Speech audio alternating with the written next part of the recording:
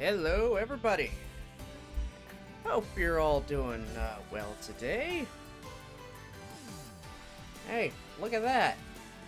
I was somewhat on time today. What a shock. I was actually on time. Hey, Persuade Me. How's it going, buddy?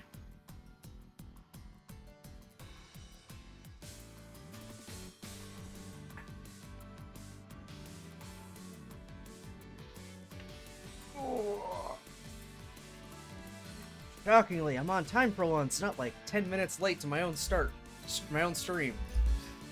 Oh god, I've been getting really bad about that. Doing alright, still recovering from the flu? Sucks you got the flu, but glad you're recovering.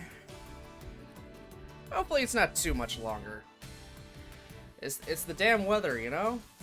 It's starting to get everybody. I know my niece is sick right now, and she ended up getting my sister sick. Thankfully, they are in their own house, so I don't gotta worry about that being spread to me now. Though generally, I don't get sick too often. Generally. Somehow. I don't know how. I somehow managed to avoid getting COVID.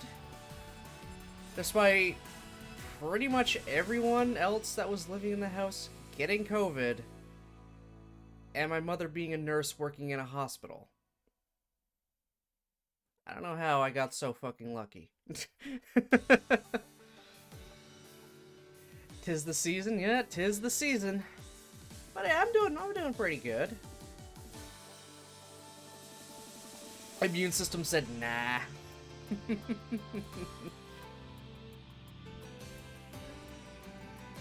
Yeah, I generally don't get sick, but yeah, usually when I do get sick, I am just done. Oh god, the one time I went to work, I was feeling somewhat under the weather. I got there, oh my god.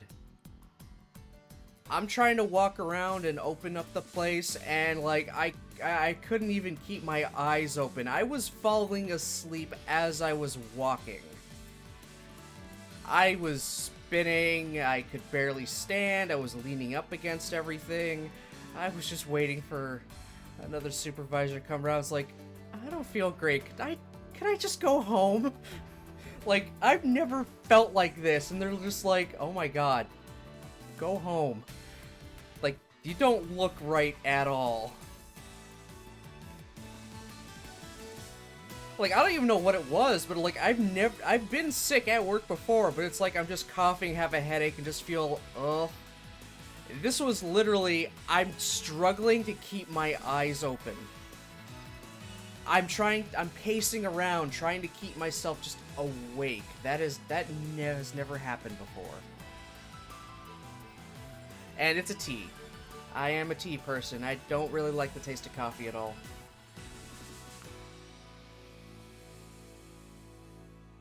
So I went home and I slept. And I mean slept. Usually when I'm sick, I will sleep for a long ass time. I can sleep for 8 hours normally, get up, feel like absolute shit, and then I'm down for another 8 hours. And then I'm up around the nighttime for a little bit. And then I force myself to sleep for another like 8 hours or so into the next day. My days are lost when I'm sick. I literally cannot do like anything. Ugh. Obviously, I don't like being sick. Yeah, it's bad. It gets so bad. But every other time of the year, I'm right as rain. Besides generally a year-round cough, though I don't really have it much anymore. I'll take it. I like not having to cough all the fucking time.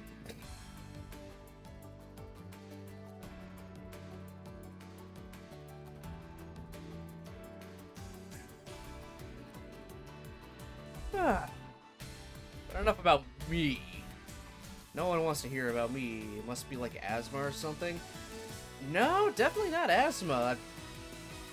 If it was some kind of asthma, my parents would have had me tested for something like that a long while ago. Maybe a dust allergy, but I don't know. Where I work, there is a lot of dust just because of the nature of what the place is and what we do, and it doesn't make me cough a lot. I have no other reactions, nothing gets swelled, no splotches or any kind of thing happen. So I don't know, I just for the longest time was just all year round I'd have a really bad sounding cough. Not really anymore, I cough much, much less. Again, I will take it. I don't have to destroy my throat coughing. Now I destroy my throat trying to do stupid voices.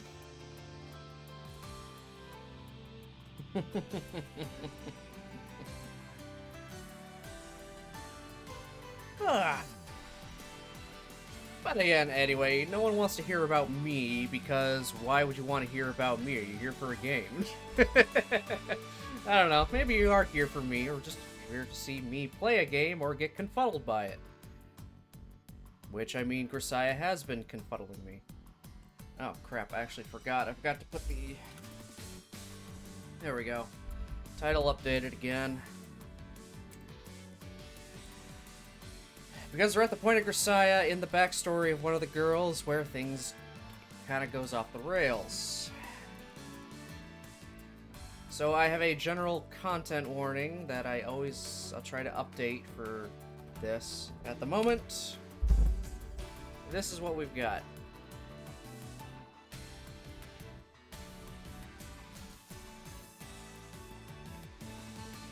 Now, but I am here for the friends of the game.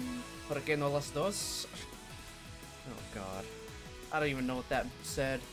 I think it's like... I don't know, it's like there's like 2 in there? Porque I think is what or something? I don't know fucking Spanish. Oh, why don't we have both? Okay, why not both? Okay. I put that into Google. The absolute first thing that comes up is like the Old El Paso taco commercial girl. About having either soft-shelled or hard-shelled tacos. It's like, why not both?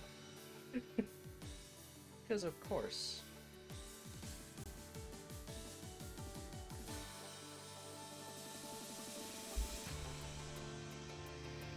But yes, warning again for everyone, the content warning, can get to... We're at a point where it can be pretty dark, can get really real. The 2 content warnings I have at the moment are descriptions and such of death and physical trauma.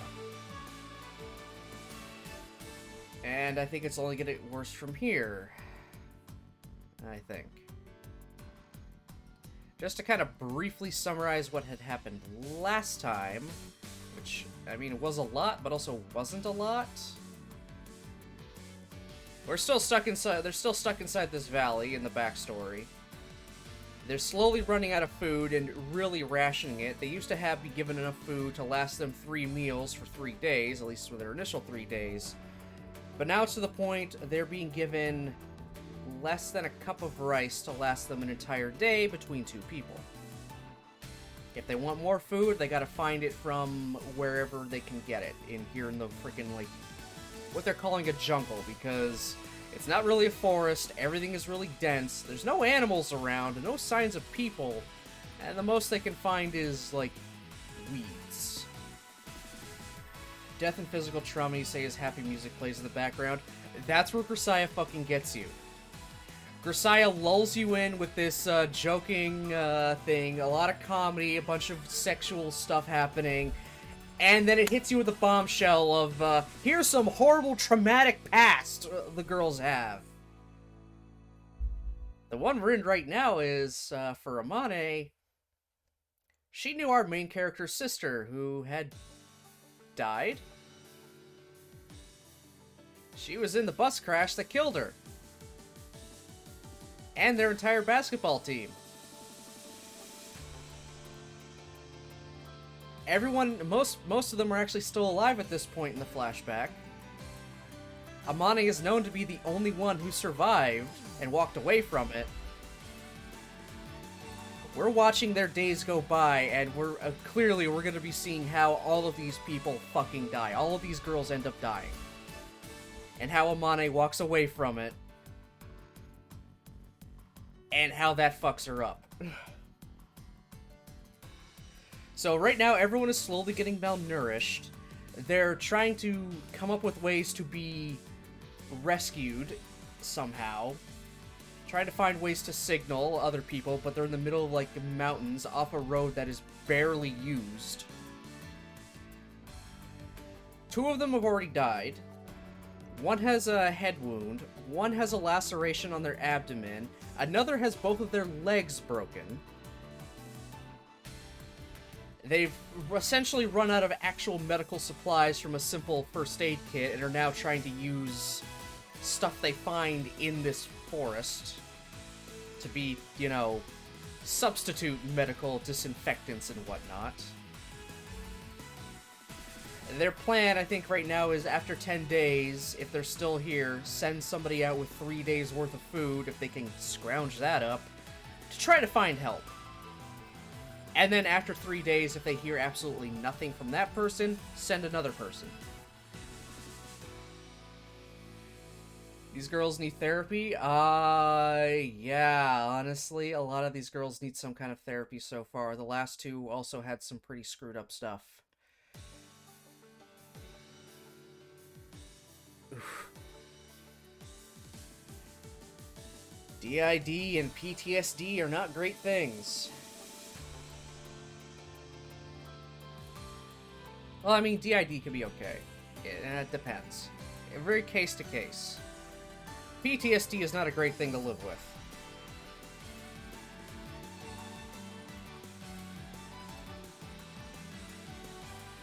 So, we're gonna see what happens with Amane, who up to this point has been the big sister character. Really kind of coming on to us. Wanting to be that, almost be like a loving housewife type of thing. Being able to cook up amazing meals, really caring, and not, worrying too much if we're out too late because of reasons. If we don't want to tell her something or can't tell her something, she won't push it. And now we're seeing how she used to be a fuck-ton a little more timid. And is now clearly going to be pushed to the breaking point at some point. I don't know where this is going. We're currently on day 6 of their time in this, like, chasm after the bus crash.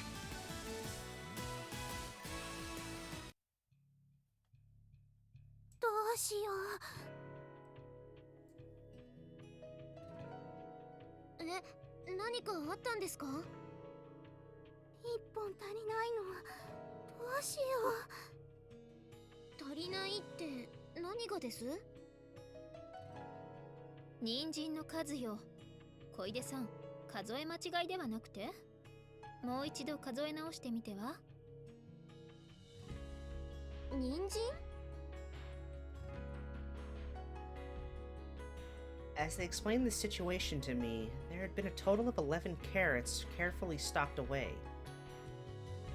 On Captain Sakashida's orders, when the number fell to 10, they were planning to halt distribution and hold the rest in reserve. But when Koide-san counted this morning, the 11th carrot they'd been intending to divide and hand out to the group was missing.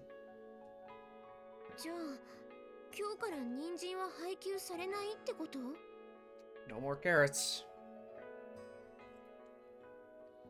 So they're now subsisting off of a very tiny bit of rice, a little bit of potatoes, maybe, onions, a little bit of onion, maybe, and whatever edible weeds they can find. Sure, some of them have like little snacks like chocolate, candies, and whatnot, but there's only so much of that to go around, and to kind of pass the time, they're like playing card games to, you know, wagering them to maybe get different kinds or get more. Yeah. それはさして重要ではないのよ。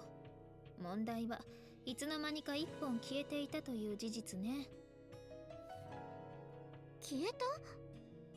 人参に足があるわけでもないし、一人でに消えることはないわ。ということは可能性は2つ。単純に数え間違えていたか、もしくは誰かが食べちゃったか。私じゃないよ。私食べてない。本当だよ。私人参なんて嫌いだし。疑ってはいませんから安心してください。ただそうなるともっと厄介な問題が浮上してくるのよね。Can't they walk on the road? They're not on the road. Their bus ended up getting a flat, and that caused them, when they were taking a corner, to fall off a cliff. And they're in kind of a valley that, at least one of the characters has theorized, was probably formed from a meteorite strike years and years ago. So it's kind of like concave almost. There is a forest nearby that they could potentially go through, but it is so thick and there is like no sign of any animals that have gone through or people or nothing, so there's nothing worn down. They would literally have to hack away at it or try and snake their way through, but if you try to snake your way through a forest or even just walk through a forest, you're gonna get turned around very easily. They all have cell phones, but the area is notorious for having bad reception, and also the place they are in, thanks to this supposed meteorite strike, is magnetic. So that's disrupting the signal. They have a compass, but because of the magnetic charge in the rock around them, the compass is useless, so they can't even tell north from south. They can't, they can't figure out their own way out that way either. The road they fell off of was a disused road as well that really only locals in the area know about, but because of a major highway that was put in the last, probably in the last decade or so, I believe, more people are using that, and this road is literally so disused that there's like overgrowth toward the entrance of it, that if you don't know it's there, you're never gonna, find it. The only other potential humans they have seen is a helicopter that flew by one time on like the second day, I believe. Second or third day. And they think it might have been a military craft or privately owned one. That's really sus. Why would the bus driver use it? He was a local of the area. He wanted to use it because he didn't want to get caught in the traffic that could potentially be on the highway. They were coming back from a sleepaway training camp.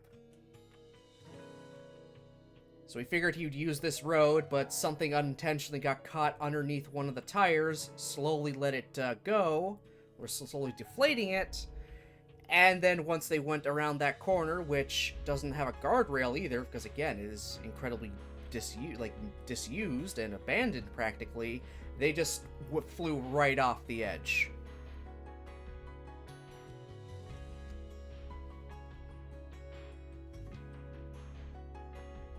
It was a whole bunch of, like, horrible coincidences that came together.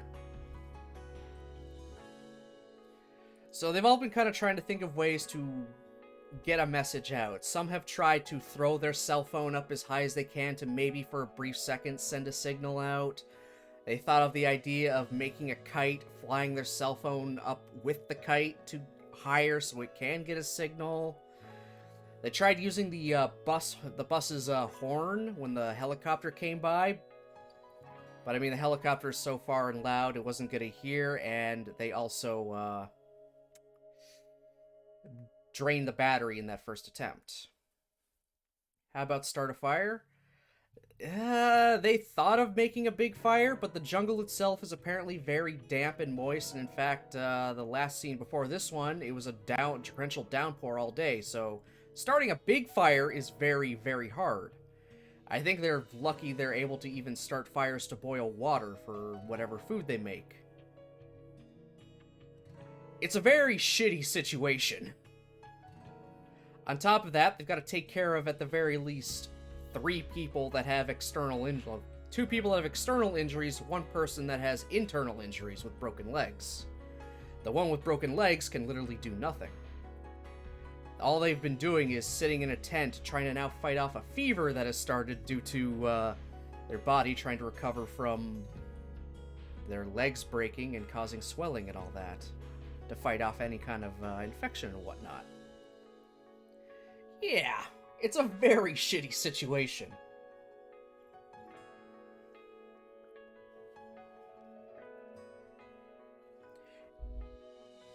And can only get worse, because again, we know the end result.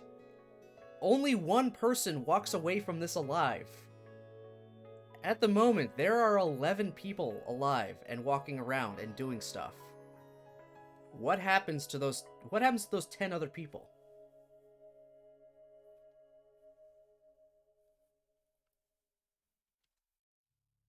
どういうこと？つまり誰かが盗んだという問題です。盗まれた？誰に？そう、厄介なのはその点です。こんな閉鎖空間で犯人探しでも始めようものなら、誰もが疑心に暗鬼を生みます。正直、現状では結束や信頼が失われるのが最大のデメリットです。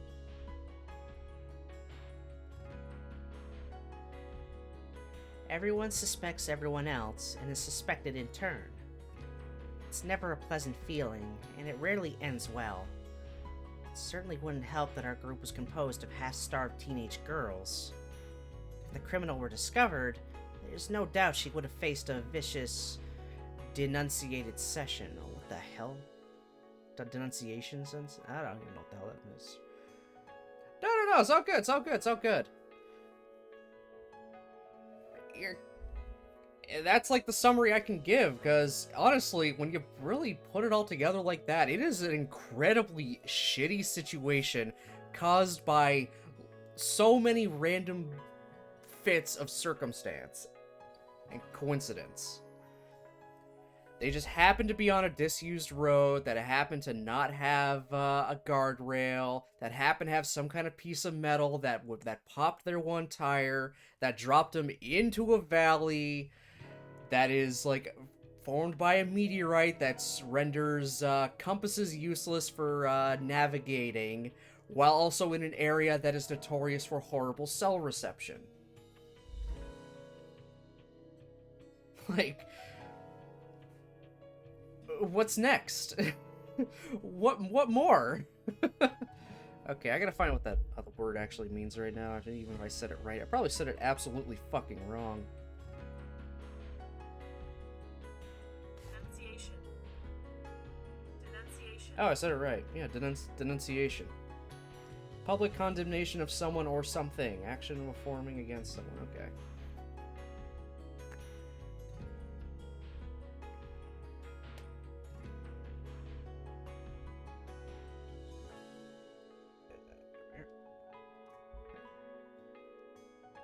And if the investigation failed, it was all too obvious that reign of condemnation would fall instead on Koide for allowing this theft from our food supply to take place through her incompetence.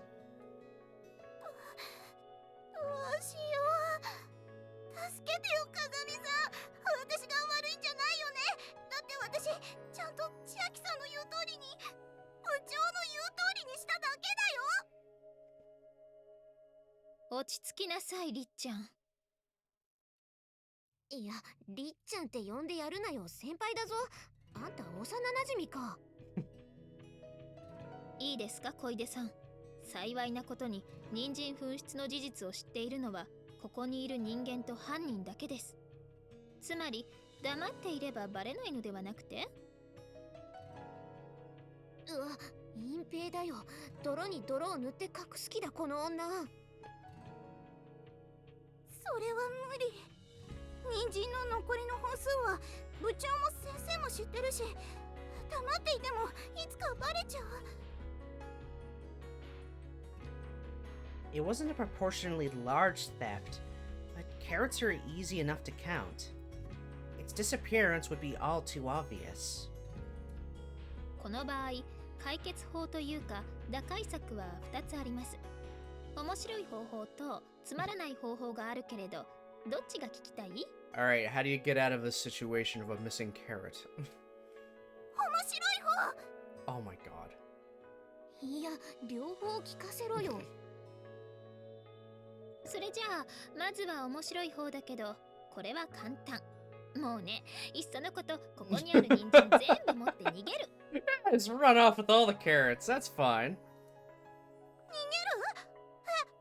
なんで？どこに？ In for a penny, in for a pound. Oh, there's one missing. I can't let them find out. I'll just take all of them. Fuck it. 人参がなくなって何が困るって、突き詰めた話、部長にこっぴどく叱られるのが一番嫌なわけでしょ。だったら人参を全部持って山に逃げ込んで、そのまま脱出を試みてはどうかしら。 Oh my god. うまいこと脱出して救助を呼ぶことができれば、たかが人参を持ち逃げしたことなんてもう誰も責めないだろうし、むしろ救世主として松代までの語り草になるわよ。それがあんたの言う面白い方法？ Running away with all the carrots is the fun plan. What's the boring plan? 面白いわよね。いや、全然。あれ？あれ？じゃねえよ。 Go shuck yourself. 真面目に考えてよ。私、このままじゃ千秋さんに怒られる。ちなみに、つまらない方法ってのは？ Yeah, what is the boring plan? ああ、それはもう本当につまらないわよ。ただの因数合わせね。何それ？要は人参の本数が合っていれば何も問題はないのでしょ。 Okay, how? With those words, Kazuki picked up a kitchen knife and casually lopped off the tip of the nearest carrot. With quick, firm strokes, she sliced the carrot into pieces, then started right in on the next one. ちょっと、貴重な食べ物をおもちゃにしないで。まあいいから落ち着いてよく見なさい。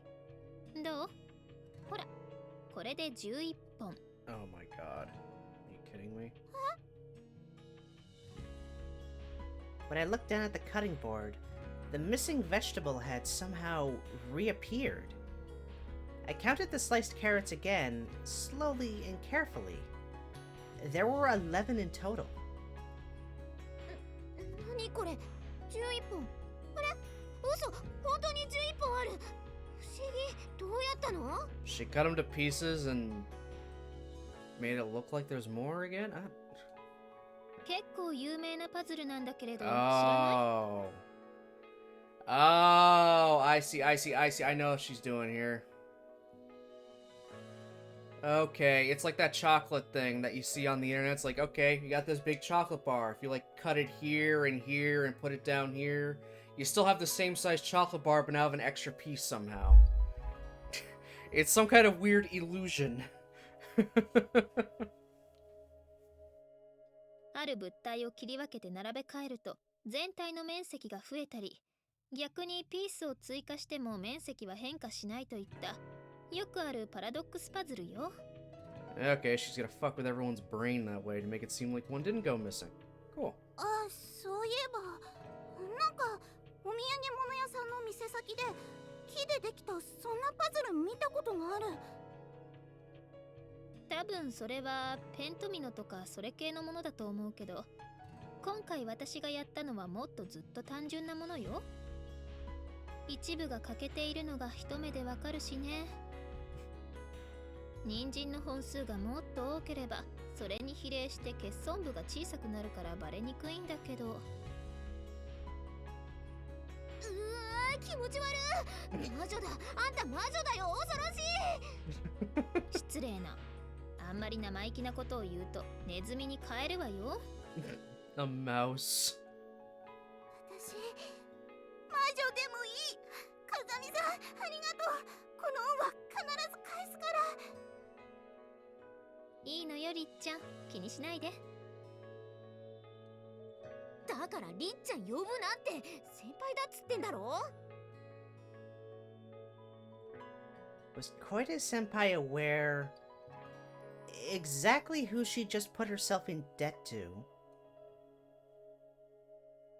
Even so, Kazuki said not to worry about it, so maybe a trick like that doesn't even register as a favor for her? Personally, though, I thought her smile at that moment was saying, I don't expect you'd be of much use to me anyway, and it sent a bit of a chill down my spine. Either way, I sure as heck didn't have the courage to ask Kazuki for clarification. Alright, day 7.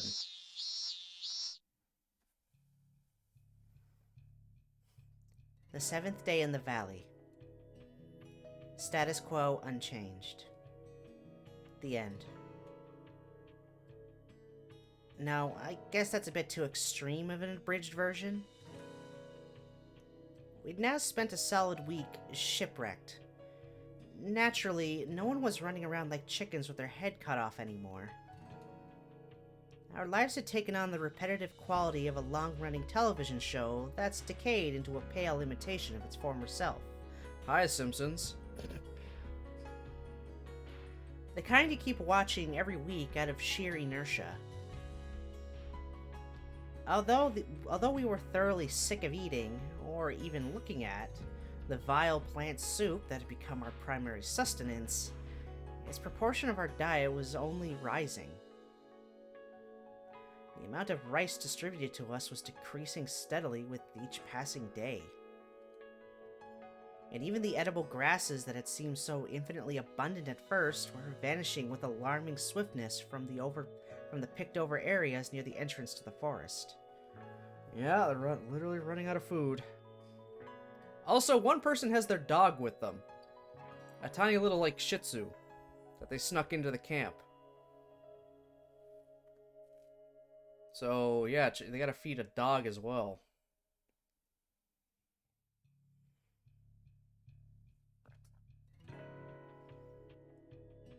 Everything was in short supply.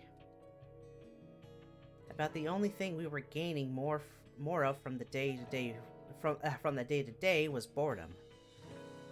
As we'd grown accustomed to life here, there was a lot less pointless effort being expended, and a lot more time spent sitting around quietly, preserving our energy. Other than that, I suppose we at least had an effectively limitless supply of water from the spring. But since we were all using it heavily, the water needed to be boiled before we could drink. There were a number of people who found this delay irritating, sometimes skipping it entirely, myself among them. But Kazuki strongly recommended that we heat the water to 170 degrees for at least a minute in order to kill the bacteria likely proliferating in the stream. And in fact, it seemed that chronic diarrhea had begun to spread among those who continued to drink the water raw. Oh, great. Now they're gonna shit themselves to death.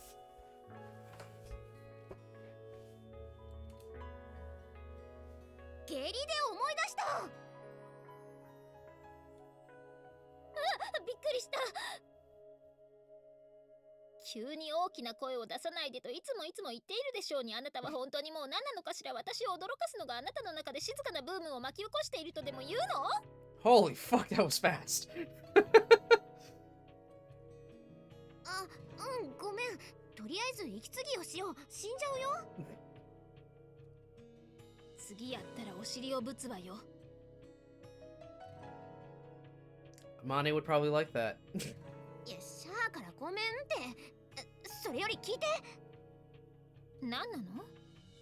トイレを作ろうよ。は？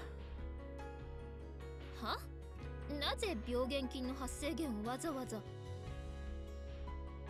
They shat themselves to death. What a way to go. I mean, death by diarrhea happens. It's basically dehydration.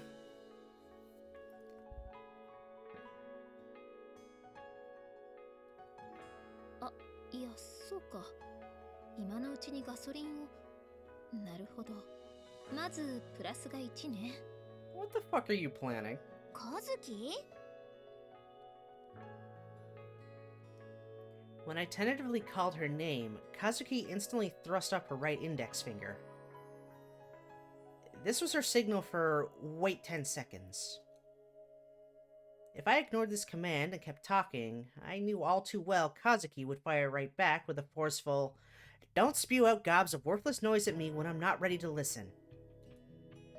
Then glare at me with her deep dark eyes full of cold scorn, muttering, almost like a television in human form, in the disgusted tone of someone pulled out of bed by a telemarketer. I'd quickly learned to respect the signal. By now, one finger in the air from Kazuki, and I fell instantly silent for 10 seconds. I could practically see my tail drooping between my legs like a dog given a firm command to wait. Honestly, I felt a little perverse admiration at how well she trained me. いいアイデアだと思うわ。 Okay, why do we gotta make a toilet? Explain. And what does gasoline need to be involved?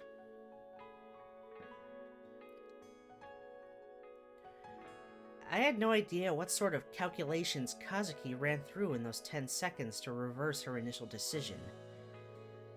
Maybe she projected the plus and minuses of building an outhouse through the next decade or so? Whatever the case, I had her permission to proceed with the toilet construction plan. With that settled, I headed off to ask Captain Sakashida's opinion on the matter. Admittedly, for the sake of form more than anything else. 風見さんは何て言っているの？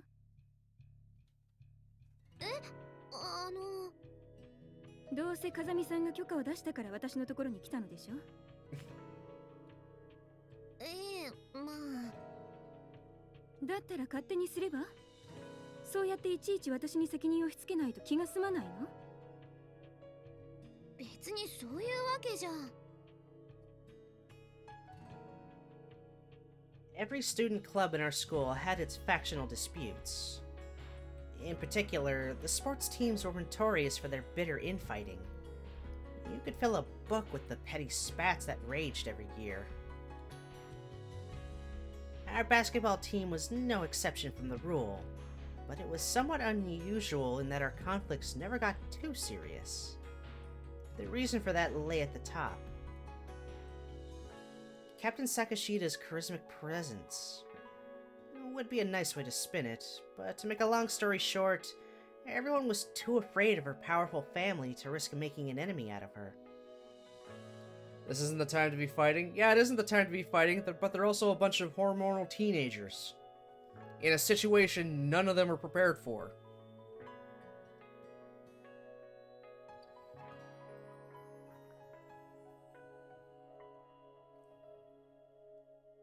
But out here, her parents' influence was no longer a prop to her authority.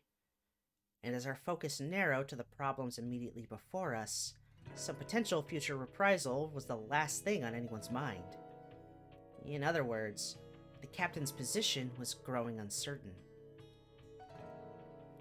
Our education in that school for rich young ladies might not have provided us with many practical skills, but there was one noticeable exception. It had instilled in us a sharp sense of smell. That is to say, the ability to sniff out the winning horse in any given race. The smell of a clear winner always attracts a crowd, even when they lie at rest. Over the several days we'd spent in the valley, the number of people surrounding Captain Sakashida had visibly declined. Her only consistent companion was Koide Ritsu, bound to her by a simplistic sense of obligation. もういいよ、あまね。行こう。As I stood stock still in front of the captain, trying in vain to find some response to her words, my fellow freshman Ibuki Hirana pulled me away by the hand. Haruna, why did Haruna? God damn it. I'm trying to say Japanese names while doing a stupid voice. Because that always goes well.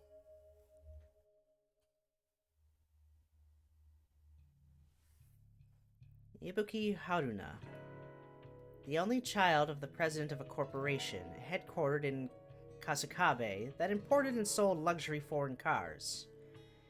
In Kazuki's opinion, decidedly insolent despite her total ignorance of the ways of the world, listless and lazy to boot, an exemplary child of the modern era.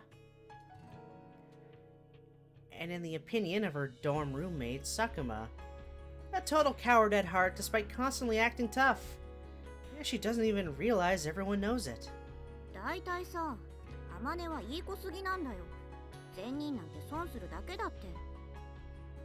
そう言われてもな。Personally, the idea of gaining personal profit at the expense of being despised by others never really appealed to me. My mom always raised me not to be a nuisance to others.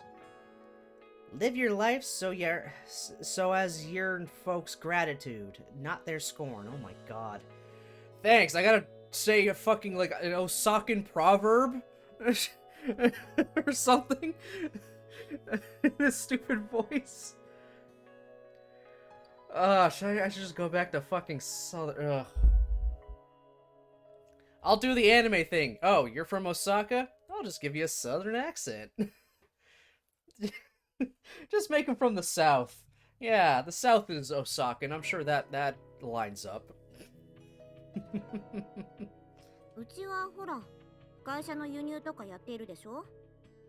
もうね、びっくりするよ。特にイタリア人。仕事に対する考え方が日本人とは全然違うの。注文した車と届いた車の色が違うなんてのはもう普通だし、クレームの電話を入れれば、担当者は今誤水の時間ですって。昼寝してるから電話に出られないってどう？ I feel like that's a little biased. 時間をずらして何度も電話して、やっと担当者が捕まったかと思えば、こちらはちゃんと注文通りの色の車を送ったって、何の臆面もなく言うのよ。Just thinking of that. You sent us this car didn't come correctly. What are you talking about? It came just as you asked. We asked for it in green. Yeah, it's close enough. It's fucking plaid! Yeah, plaid's got some green in it. It's fine. I would like to see a plaid car, though. Or, actually, no, I don't want to see a plaid car. That would fuck you up if you're trying to watch it on the road. Ooh. It'd also just be ugly. No one paints a car in plaid. Ugh.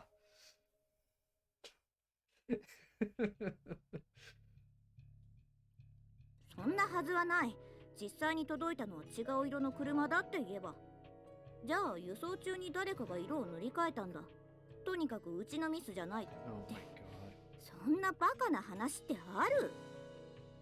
それで結局泣き寝入りしてしまうのが善人なのよ。結局のところ、善人なんてのは弱者を耳障りよくしただけのことよ。それも極端だと思うけどな。Nice person equals weakling. Trapped in the bottom of a gloomy ravine, we were all struggling to stay alive from day to day. Act like a soft-hearted good girl in such a harsh situation, and you'd only get taken advantage of. It was an extreme argument, even an immoral one, but I couldn't deny there was a kernel of truth buried underneath the bitterness. Ibuki had a definite dislike for soft-hearted people from the very beginning, and she was always the sort to be vocal about her distastes. But since the fall, that element of her personality had been growing more pronounced and... What?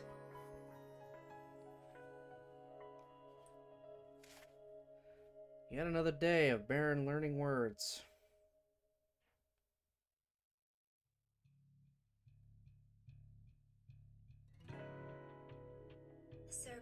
Acerbic. Especially of a comment or speaking style, sharp and forthright. Okay. Just kind of telling it how it is. Acerbic by the day. Little by little, everything was growing warped. Without food, our minds were robbed of composure as surely as our bodies were robbed of nutrients. Under such conditions, human beings lose their self-restraint, and they slide slowly off the rails. I watched Ibuki quietly from behind as we walked. Her school uniform was seriously grimy. Not that mine was any better. No matter how diligently we washed our clothes, it was just unavoidable in this place. Ibuki had been one of the more fashion-conscious girls on the team, but these last few days she hadn't even been glancing in her mirror. Ugh. Word speak. Without warning, she came to a stop and turned back to face me. あれ、何の話をしてたんだっけ？あ、イタリア人の話？あ、そっか。どこまで話したっけ？ You forgot what you were talking about? その話はもう終わったと思うけど。そうだっけ？ごめん。なんか私、ぼーっとしてたみたい。なんだか最近、物忘れも多くて嫌になっちゃう。Yeah, hunger and lack of food will do that. You lose your concentration. いぶき、大丈夫？ To a greater or lesser extent, everyone here had been losing weight, but Ibuki had been slim in the first place. She was edging into emaciated territory. Her arms were as thin as branches on a withered tree where they emerged from her sleeves. いぶき、また痩せた？ああ、うん。かもね。 God damn. Losing weight that quickly? She laughed it off. Getting thinner and thinner, even though I'm doing nothing at all? What was the point of all the hard work I put into those diets? But I found it impossible to crack a smile in return. 体重計があれば何キロ減ったかわかるのにな。 Clearly too much. But to lose that much weight in this short amount of time? Jesus Christ. ちゃんと食べた方がいいよ。食べるって何を？ Oh yeah, good question. What do you eat? それは。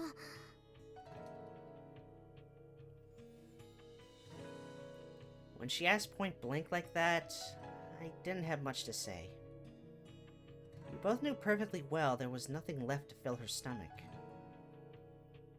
Watching as I hesitated awkwardly, Ibuki gave a high-pitched little giggle, then turned around and walked straight off toward her tent.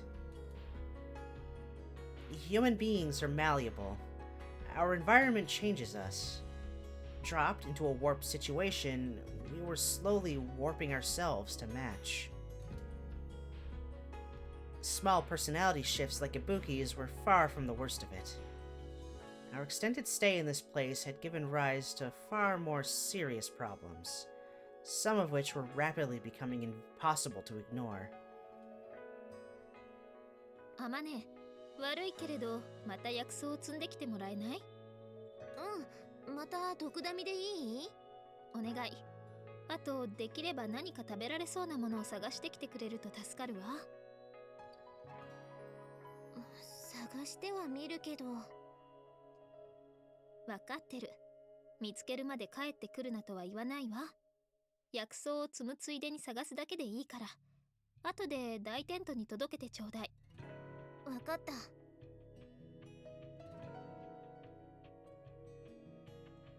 A large tent. In other words, our little camp's sad excuse for a hospital. Kazuki was visiting it several times a day, conversing with and treating the wounded. Sakurai's wound had given initial indications of recovery, to the point she was increasingly able to move around. But a few days ago, it had apparently begun to fester. In fact, it was that very mobility that caused the problem. After many long days lying in that humid tent, breathing air thick with the pus and sweat characteristic of a place occupied by the wounded, Sakurai snuck out in Kazuki's absence and bathed in the bacteria-laden spring. Oh, God! Ah! I think Sakurai is the one that has the abdomen slash. Oh, great. She just infected her fucking stomach wound.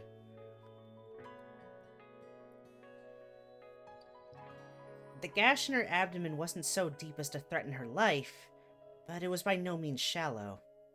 Thanks to her malnutrition, the laceration simply hadn't closed completely. And so, it seems, the bacteria invaded her body, infecting the wound. Fortunately, chameleon plants were one thing we had an abundance of. No matter how many times I picked, they seemed to grow right back. Yeah, again, content warning. There's a lot of descriptions.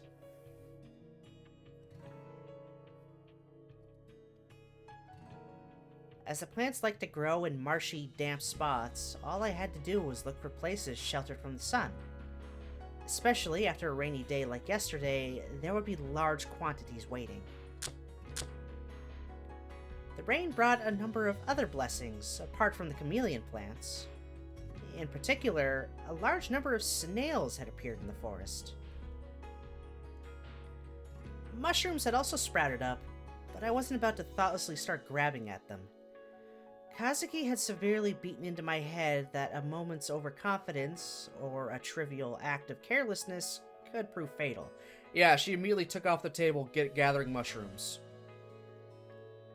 Which is fair. Everything people say they know about mushrooms, like, oh, if the gills on them are straight, they're fine to eat. No, that's a lie. That's an old wives' tale. Mushrooms, unless you know exactly what you're fucking doing and know what you're grabbing, and know what signs to look for, stay away. They are so dangerous, they probably will poison you.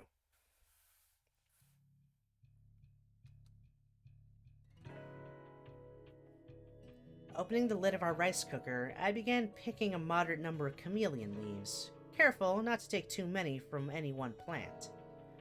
While I was at it, I grabbed a few snails as they crawled slowly across nearby tree branches. Every time I tossed a snail into the makeshift bucket, the shell hit the bottom of the aluminum cooker with a sharp little rattle. Hearing that sound drove home the realization that I'd been reduced to viewing slugs as food, and a surge of self-pity abruptly welled up inside me. Feeling the corners of my eyes grow hot, I sniffled in a futile attempt to hold my misery inside. I mean, you gotta do what you gotta do. They'll give you some kind of protein if you manage to cook them. It's something. You're desperate. You need something. Crying wasn't going to help anything. I knew that all too well, but the tears still came. Don't think too much. As long as I stay alive, I'll be rescued. As long as I don't give up, I'll get home. Empty words, but I forced myself to believe them. It was the only thing that kept my hands moving. It was the only way I could see going on as anything but ridiculous. I had plucked a few dozen leaves from chameleon plants and captured 2 snails when an unpleasant surprise pulled me back to reality. Oh god. Now what?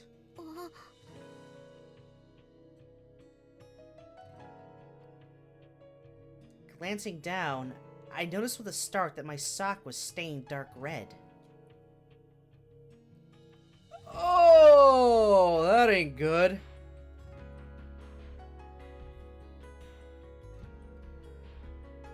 A leech had latched onto the calf of my left leg. It hung suspended from my skin, round and fat with my blood. Oh, Christ. It seems snails weren't the only slimy invertebrates that had multiplied in the wake of the torrential rain. Normally, I would have shrieked at the sight of the vile little creature, probably collapsed to my knees, weeping hysterically.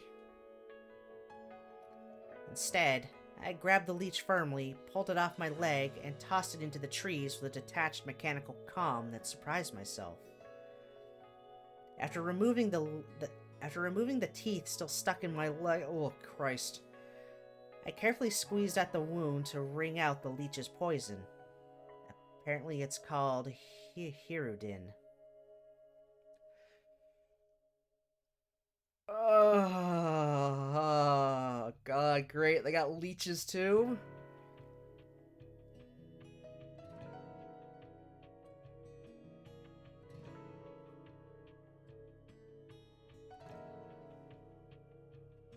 Maybe take note of that. They could potentially help, weirdly enough. Maybe to take an infection away from a wounded area of somebody? I mean, leeches is still a thing. I mean, not the best thing. Probably definitely not. I mean, is that even actually... Are leeches even medical, thing anymore? Or are they disproven entirely? Leeches... medical use. Is there any actual medical use for them again?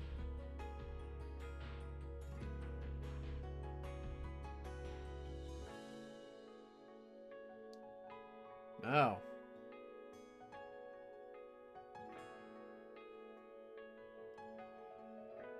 Huh. Alright, here's an interesting fact for you. They can use leeches for people that have... like... limbs reattached.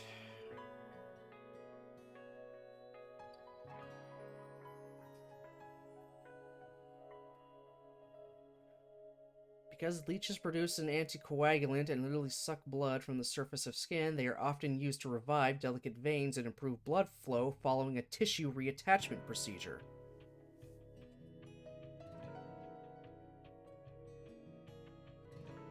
Okay. So there is still some actual medical use for leeches. That is surprising. Still disgusting, but surprising. But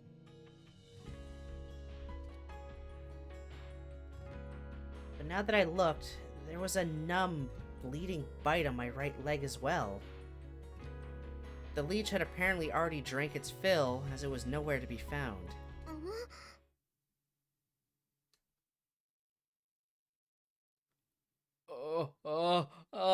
No, no, no, no, no, no, no, no, no, no, no, no, no, no, no, no, no. Oh, God, no, no, not leeches on your neck. Oh, God, oh, God. Fuck!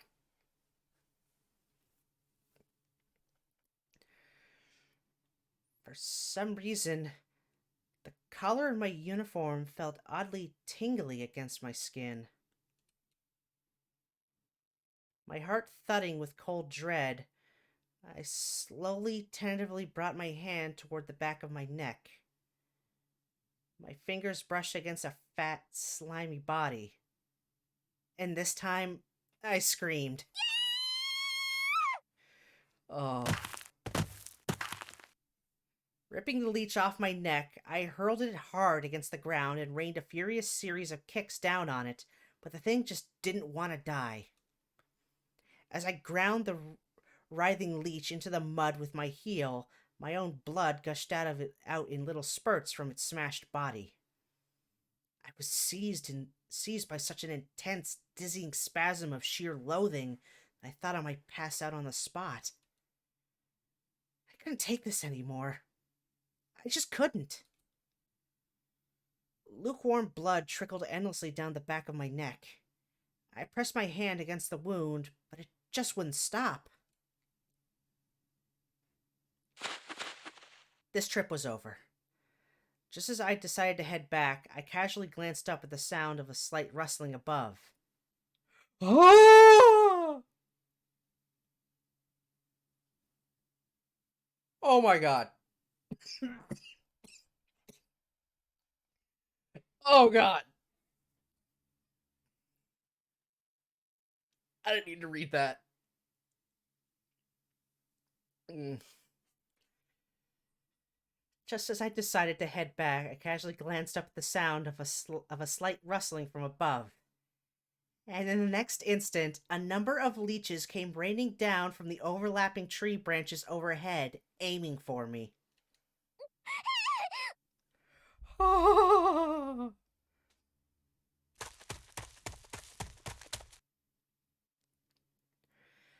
Clutching the mess kit tightly to my chest, I ran stumbling out of the forest as fast as my legs would carry me. Listen very carefully, city dwellers. I'm willing to bet some of y'all have been known to say things like, I love nature, being out in the green heals my soul, or whatever, yes? Well, if you ever find yourself in need of a broken nose, try repeating it when I'm in the room. Those titty little trails you hike down with their trimmed trees and color-coded maps and porta-potties and rest stations, that's an artificial playground for human beings. In that moment, watching the unceasing trickle of blood seeping into my uniform, I came to hate nature from the bottom of my heart. いい加減にしなさい。こんな食事でも食べられない子もいるのよ。When I returned with the mess kit covered in my own blood, I heard a snarling voice inside the large tent. Captain Sakashida's here? I hesitated for a moment at the entrance. Looking around, I saw the rest of the girls in the area were similarly frozen in awkward uncertainty, looking deliberately away from the tent but clearly listening. And no one's gonna comment on the fact that Amane is now covered in her own fucking blood. I couldn't just do nothing. Maybe just nonchalantly popping in there would drain some of the tension from the air. Heaving a single heavy sigh, I braced myself emotionally, then stooped down and passed through the open tent flap. We might have called it a large tent, but it wasn't exactly spacious as hospitals go. When I crawled inside, the scent was closely packed. Sedentary bodies Was as thick as always. Oh, Christ. And today, the droning of flies filled the air. This was a more recent development. Apparently, the smell of blood and pus had grown strong enough to prove an irresistible attraction. No matter how many flies we drove off or swatted, there were always more to take their place. The interior was unevenly illuminated by sunshine flowing in through gaps in the tree canopy. I could see Hiroka-san and Sakurai lying at opposite ends of the tent, attended at their bedsides by Captain Sakashida and Kazuki respectively. ほら、食べなさい。食べるのよ。それがあなたの義務。いいえ、これは命令よ。食べなさい。Captain Sakashida scooped some gruel out of the Sierra cup in her hand and pushed the spoon forward, but Hiroka-san bit her lower lip and turned her face aside, rejecting the food outright. 食べたくないんです。 Yeah, there's the girl who broke her legs. そんなはずはないでしょ。まずいから食べたくないなんて、わがままが許される状況じゃないのは説明したはずです。食べなさい。 I myself had nursed Hiroka-san numerous times over the last week. She never accepted much in the way of food, but the last few days in particular, she hadn't eaten anything remotely approaching a meal. With both legs broken, she was almost entirely unable to move. Spending all day lying down would probably tend to reduce your appetite. And when you happen to be lying down in a confined space reeking of pus and dirt and sweat, hunger pains might well be less of a problem than containing your nausea. The high fever from her fractures lasted 3 days, during which we were forced to keep her on a purely liquid diet. Even after her temperature fell, the most we could give was a light rice gruel with practically no added ingredients. And even that watery broth she sipped very slowly, and in small quantities. お願いします。もう許してください。 She's fucking crying. Yanoka-san grated out the words through gritted teeth, her contorted expression begging for a reprieve. As she squeezed her eyes shut, small tears spilled from the corners of her eyes. 許してって何よ。人聞きの悪いことを言わないで。まるで私があなたをいじめているようじゃない。 Oh my god!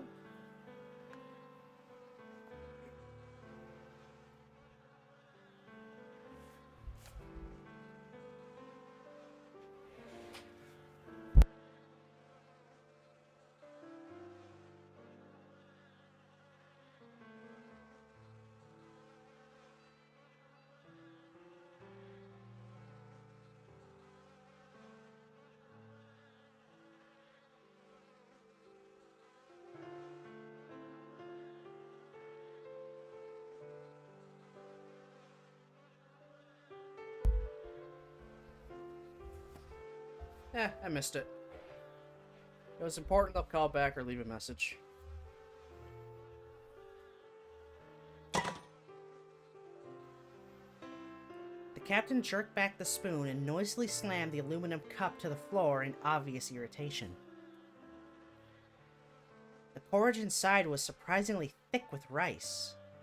Unlike our typical watered-down weed soups, it was a legitimate gruel.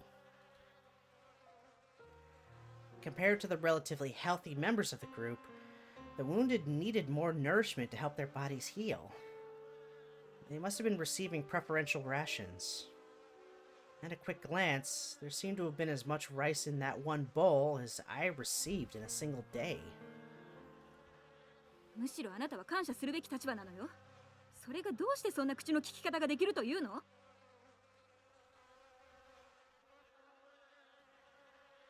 Why do you think we're giving special treatment to invalids who can't even work? But before the next angry words in this sequence could spill out of Captain Sakashida's mouth, Kazuki, who had been silently cleaning Sakurai's stomach wound the whole time, finally interjected. 人が嫌がっていることを無理強いするのがいじめ以外の何だと言うんです？ Captain Sakashida turned to face Kazuki's back, glaring so fiercely I half expected her to pop a blood vessel. 今の私たちにとってこの一握りのお米がどれだけ貴重かあなたにだって分かっているでしょ？ええ、もちろん。でもあなたは間違っています。 If Kazuki noticed the captain's furious glare, she gave no sign of it. Not even bothering to turn around, she continued treating Sakurai as she spoke. こんな状況だからこそ力強くも絶対的な存在として甘い顔はできないと考えたのかもしれませんが、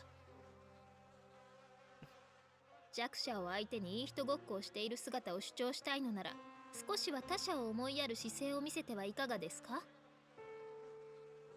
それはあなたのようにずる賢くやってみせろと？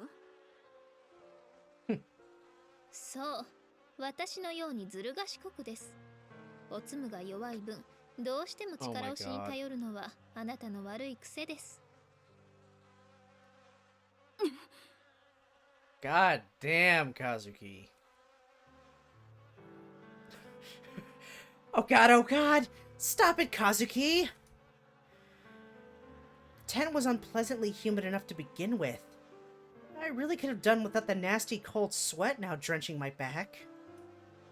ここはもう結構ですから、ご自分のテントにお戻りになられてはいかがです？あなたには後でお話があります。私のテントまで来ていただける？まあ怖い。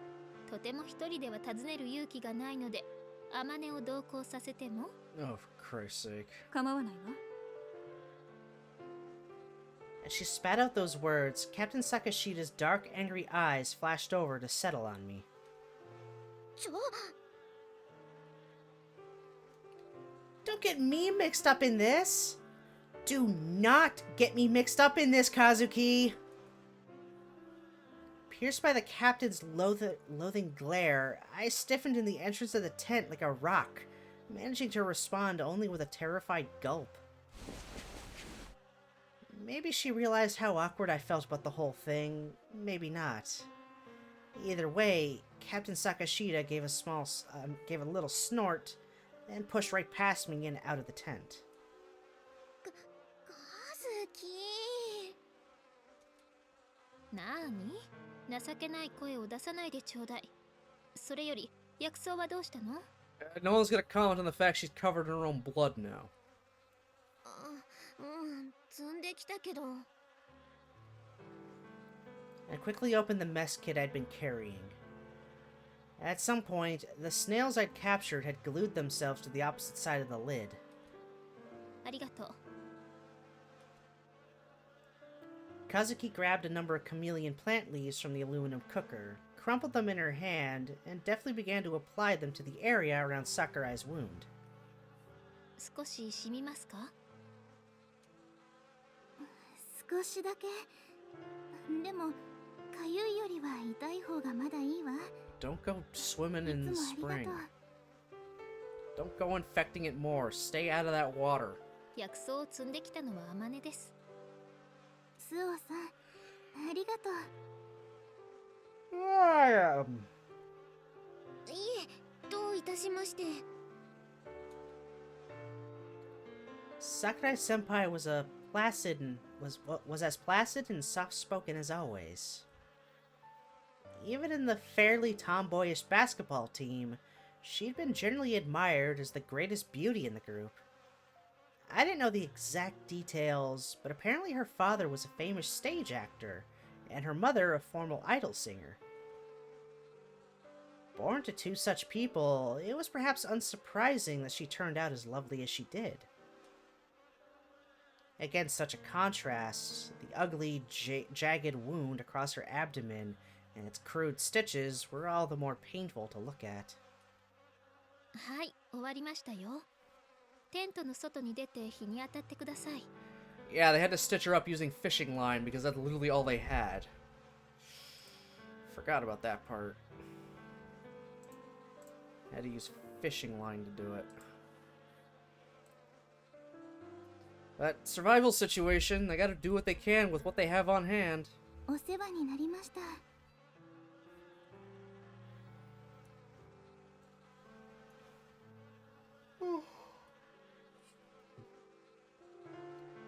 The presence of the wound must still be a source of unease, if not discomfort, to her. As Sakurai slowly rose from the ground, her hands softly traced the gash from above the freshly applied bandages. With a brief, polite bow to Kazuki, she quietly crawled out of the tent. こんな状況でも美人なんだね、桜井先輩。そのこと、あまり本人の前では言わない方がいいわね。彼女、演技も下手だし、歌も苦手で、自分には容姿以外の取り柄がないって思っているみたいだから。Why am I still yawning? 褒めたつもりでも、結果的に彼女を追い詰めることになりかねないわ。そうなんだ。In that case, the ugly wound to her stomach must have been a considerable psychological shock. I turned around to peer out the open flap of the tent.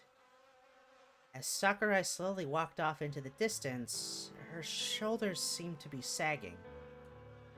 金田さんのように顔の怪我じゃなかっただけ幸運だと思わなければね。To be sure, that would have been even harder on her. But Kaneda herself didn't seem particularly depressed. Maybe she was just counting herself lucky to have survived? I suppose she might just have been the sort not to sweat the small stuff. She didn't whine about the gash on her head, but by the same token, she wouldn't come to have the wound treated unless we called for her. That's kind of a problem. 今はそんなことより、広岡さん、 Oh. なかなか気がついてあげられなくてごめんなさい。 Notice what? なんのことですか？あなたが食事を取りたがらない理由よ。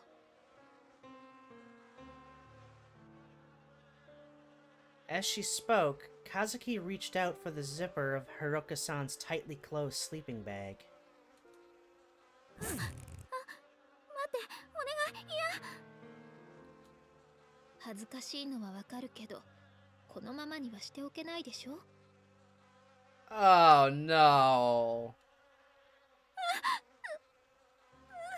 Oh, do not tell me.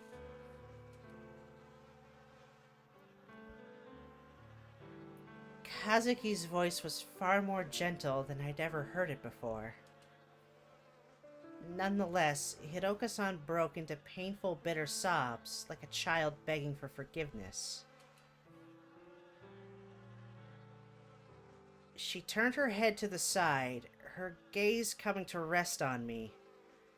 There were fat teardrops rolling down her cheeks. あまね、悪いけどお湯を沸かしてきてくれる？ Oh no. どれぐらい？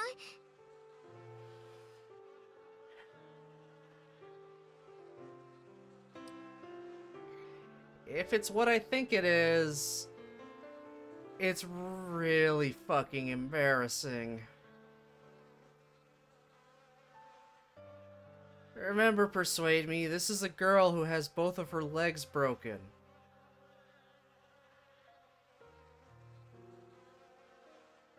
バケツ一杯分、急がないでいいわ。お願い。うん、わかった。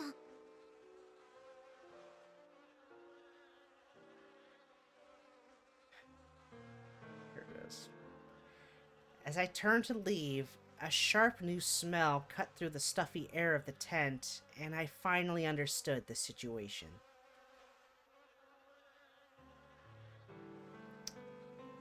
Yep. Yep. Oh. That's fucking embarrassing. Hiroka-san soiled herself? Right. At the moment, she couldn't even stand up on her own power. With a little maneuvering, she'd probably be able to handle a number 1 by herself. But a number 2 would absolutely require external assistance. Hiroka-san had always been the most timid and introverted member of our team. Even under the best of circumstances, she found it difficult to assert herself. She must simply have been too humiliated to ask for the help she needed. In other words, she'd been refusing food for the last few days out of sheer terror at producing waste. It all fell horribly into place in an instant.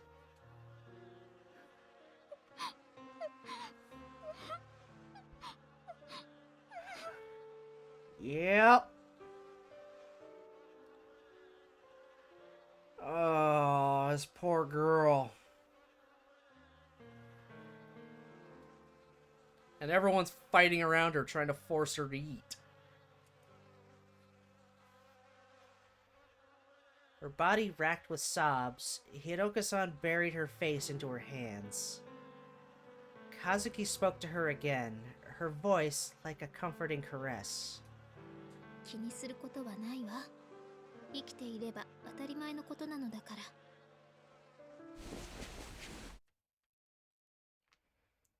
Slightly unsettled by Kazuki's uncharacteristic kindness, I hastily left the tent. なんだよ、和樹のやつ。私にはあんな優しい顔絶対しないくせにさ。 I don't know, break both your legs and shit yourself and maybe she will. Oh, poor girl. Fuck. God damn it. All of a sudden, there was a complex and intense mixture of feelings. Unease, irritation, anxiety, and others I couldn't quite put into words, swirling unpleasantly around in my chest. そんなにヒロオカが可愛いならあいつと付き合えばいいじゃんかよ。 Are you seriously getting fucking jealous?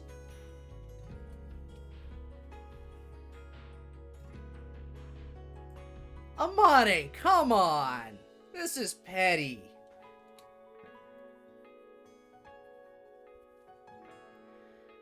Hold on a second here, Self. What did you just say? I mean, what? You'd almost think I was jealous here or something. Well, huh. Now that I think about it, maybe I really am a little jealous. But Kazuki and I are both girls, so, no. What exactly is going on here?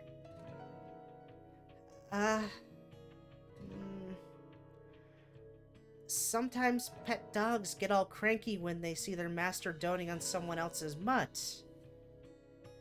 Maybe this is something similar?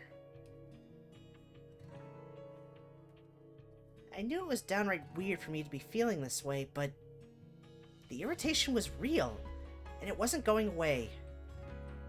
Maybe I should just throw my dignity to the wind and give her a nasty bite the next time she tries to give me a treat. Kinky? Oh, persuade me. You don't know the half of it. Amane is...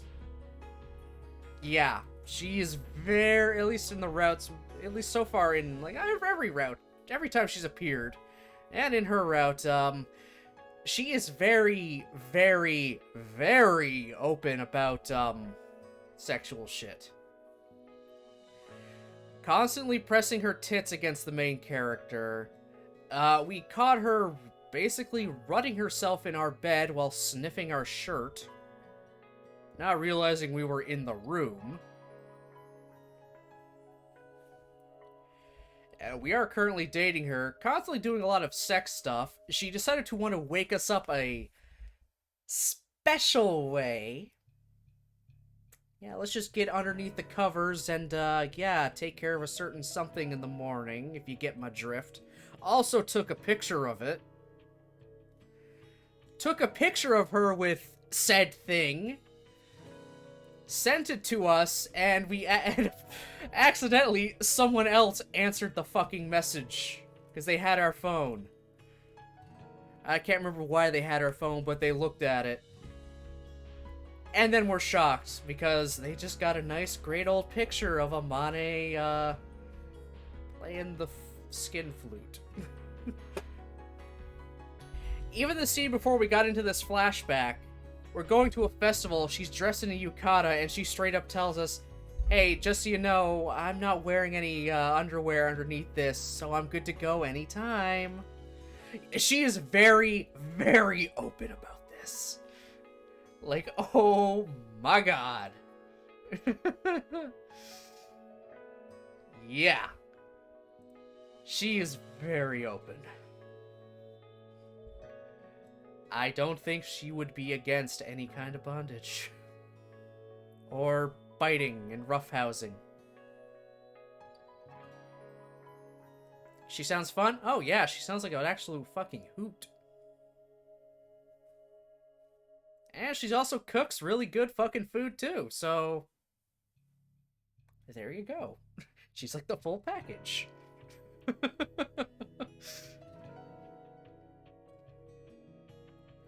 I guess you could say her only downside right now is the fact that she has fucking road rage. To a scary degree. Oh, someone's slightly speeding up next to me in a fancy-looking car? Nah, I'm gonna race them around this tight corner. She's the whole package, yeah.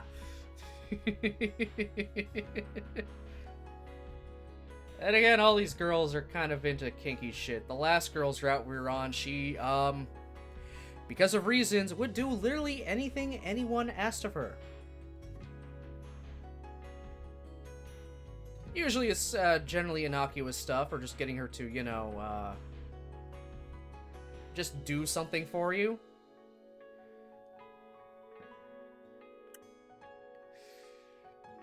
Unintentionally twice, we'd gotten that character to strip down to nothing but their lingerie.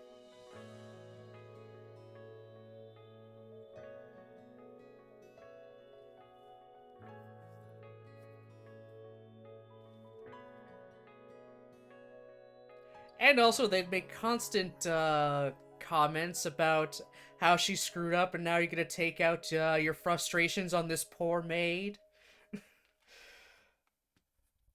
Again, that's how this game lures you into this. It goes with this comedy and like sexual stuff with jokes and everything, and then it hits you with shit like this. It hits you with real, actual, big, serious stuff.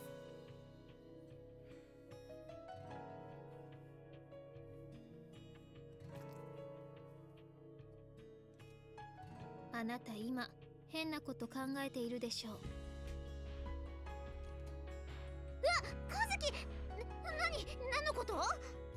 私はあなたを一番信頼しているし、あなたに一番頼っているのは事実よ。私がどこへ行こうと、結局最後にはあなたのところへ帰ってくるのだから、あなたはどっしりと構えて待っていればいいのよ。何言ってるの？わからない？私にはあなたが必要だって、そう言っているのよ。なんでThey needed us to get boiling water. Or boiled water. 血が出てるわ。Oh yeah, true. That's still a thing. あ、これはヒルに噛まれて痛くないから平気だよ。血が止まっていないじゃない。そのままにしておけば何時間も止まらないわよ。いいからいらっしゃい。What are you gonna do?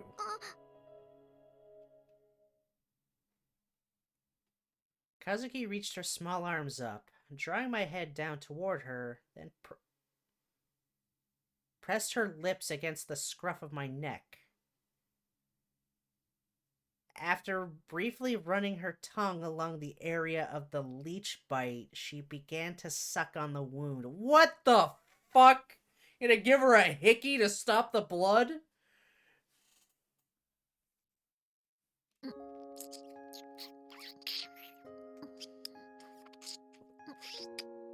Oh god. 和樹、そんなに強く吸ったら出ちゃうよ。全部吸い出してあげるわ。Plays in the air tonight. Hey Nick, how's it going? What the hell is this? Why does she have to... Why does this have to be so... pointlessly erotic?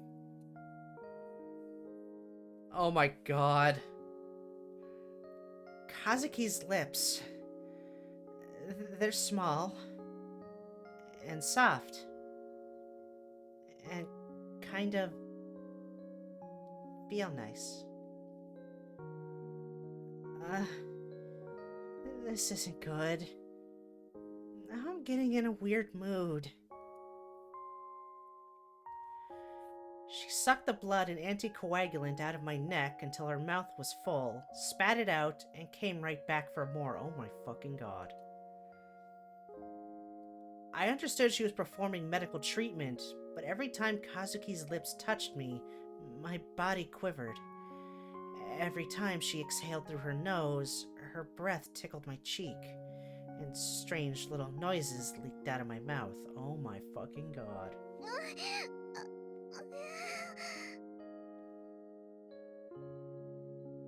You ever been given a hickey so much you know, that?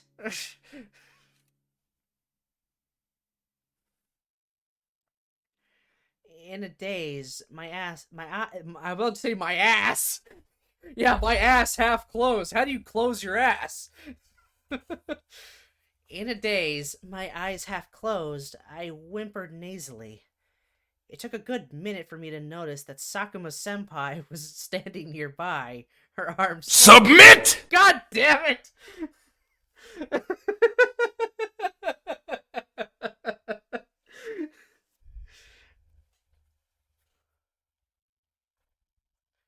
Taking in the whole scene with a smirk on her face. Oh my fucking god. やれやれ随分と大胆だね君たちも What, you want in on this? She's got a wound on her leg. Want to, suck face with an ankle? 違いますよ。これはそういうんじゃなくて、そう、ヒルです。Yo, 私森でヒルに噛まれて、それでこれは血が止まらないから、そのカズキが。何別に責めているわけじゃないよ愛情には様々な形があってしかりだと私は思っているしね oh my god. だからこれは別に愛情とかそういうことじゃなくて治療ですよ治療だって愛情だろ君誰に何の言い訳をしているんだい Yeah, licking wounds is definitely a kink. Oh my god. What is even fucking happening anymore?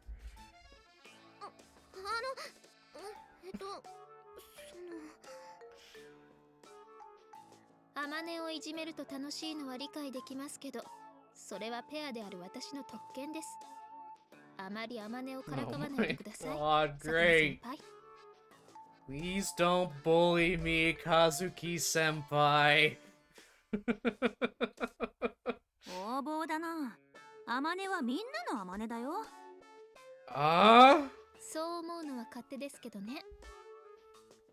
それで私のアマネに何かご用でも？意外と独占欲が強いな君まあいいさ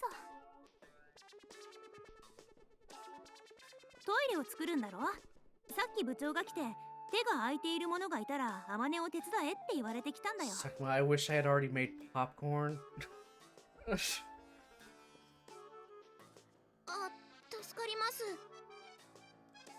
いいさどうせ暇だしねすることがないと落ち込むばかりだこれは私だけかもしれないけど体を動かしている方が苦痛を感じないし何もしないでいる方が疲れるんだよというわけでアマネを借りていくよ悪いね風見わかりました。くれぐれも大切に扱ってくださいね。あ、カズキいいんだよいつもそばにいる便利な女だと思われていると苦労ばかりが増えるよたまには距離を置くのも悪くはないさほら行くよ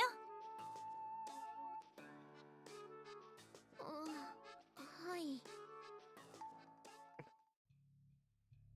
Jesus fucking Christ.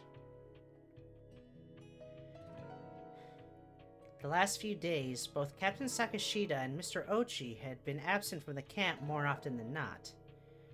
They were supposedly investigating the forest, but we hadn't gotten much specific information about what that involved. With our teacher, the team's official figurehead, and the captain, its true leader, both absent, the majority of the group looked to Kazumi Kazuki for orders. To be perfectly honest, there were a considerable number of people who openly scowled at the idea of accepting instructions from an arrogant, sharp-tongued freshman. But by nature, people turn to competence over formal authority in times of crisis.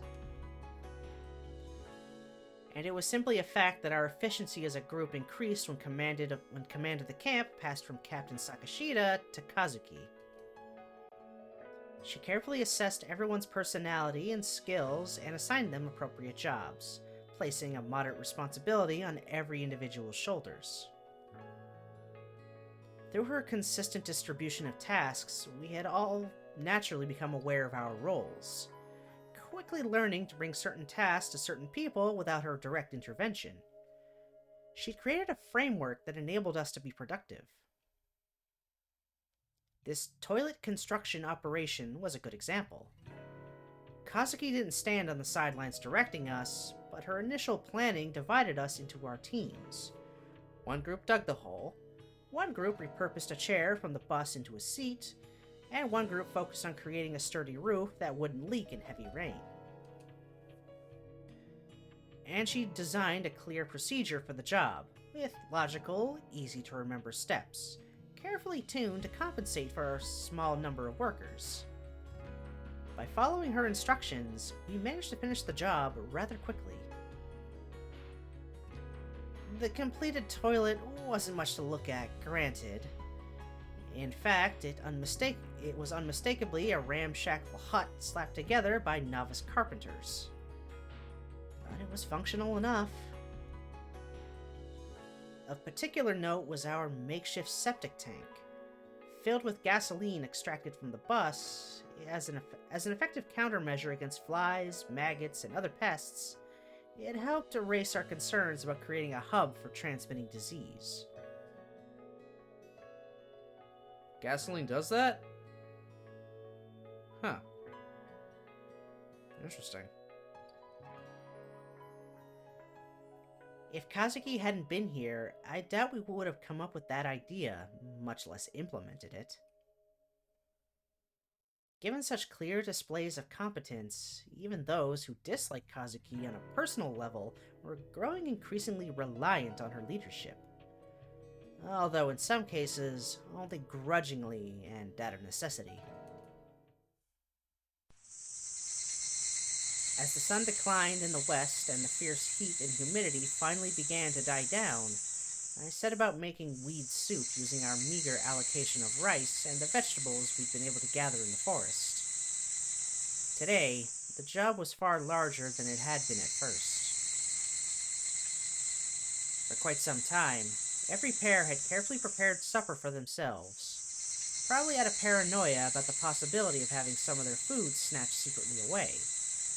But for the last few days, I'd increasingly been assuming the role of camp cook. Okay, can the cicadas shut the fuck up? Oh my god.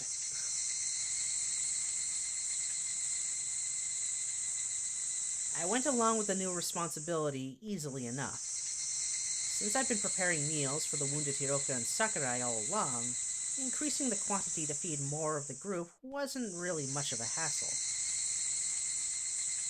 I guess everyone finally figured, might as well just leave the cooking to the girl who grew up in a restaurant, or something. Probably another effect of Kazuki's emphasis on efficiently dividing our workload. As I struck a fire under the primitive cooking furnace we constructed from moderately sized stones, the various pairs brought forward their mess kits, offering up all the ingredients they had on hand. Apart from the small quantities of rice and vegetables distributed at the beginning of the day, each aluminum rice cooker had a range of unidentifiable weeds and wild grasses picked from the forest. Today, there were quite a number of snails as well. Surprisingly, Komori had gathered most of the small, slimy creatures, and an above-average quantity, although an extremely random assortment, of vegetation to boot. She'd taken her pet dog into the forest and walked a good ways in, gathering anything that seemed even vaguely edible, then found her way back to the camp without a hitch. Apparently, the dog had memorized the way back by scent. After that first success, Komori made a daily habit of approaching Kazuki with random plants that caught her eye on such trips, asking which might be edible. When night came, our short-sleeved uniforms were, as always, inadequate protection against the chill air. Having finished our dinner, Kazuki and I set off for the large tent and half-forced Hiroka to eat. With that finished, we finally made our way to Captain Sakashida's tent, as we'd promised earlier that day. She was waiting for us with Kyoide-senpai inside their tent, where a small candle provided some dim, flickering illumination. こんばんは。 Kazuki offered a polite greeting, her tone of voice suggesting she'd just arrived fashionably late to a high society gathering. Captain Sakashita responded with a curt, "There you are," then glanced at Koide and gave a little jerk of her head, prompting her partner to leave the tent. どうぞ入って。 Inviting us to sit with a sardonic, "Sorry I can't offer you any tea," Captain Sakashita got right down to business before we'd even settled ourselves on the ground. 怪我人の様子は？ Hey, Mochi, redeeming a Power Ranger Sentai Rider fact? Okay. Any particular one of those three, or do you just want something random?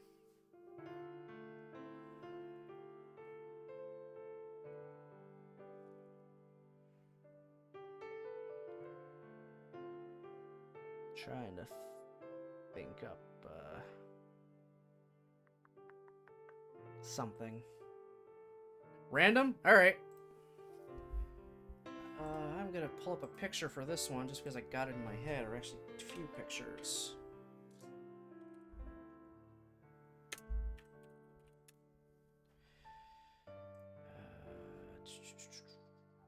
Where are we here? There we go.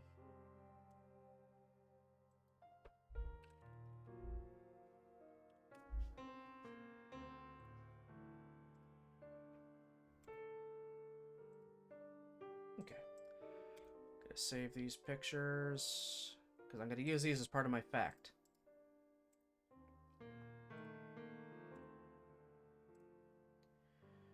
And I can close that out. And what fucking image is that? Oh god, I still have the shaved bear picture on this scene. Jesus Christ. Yeah, I'm not bringing that up again.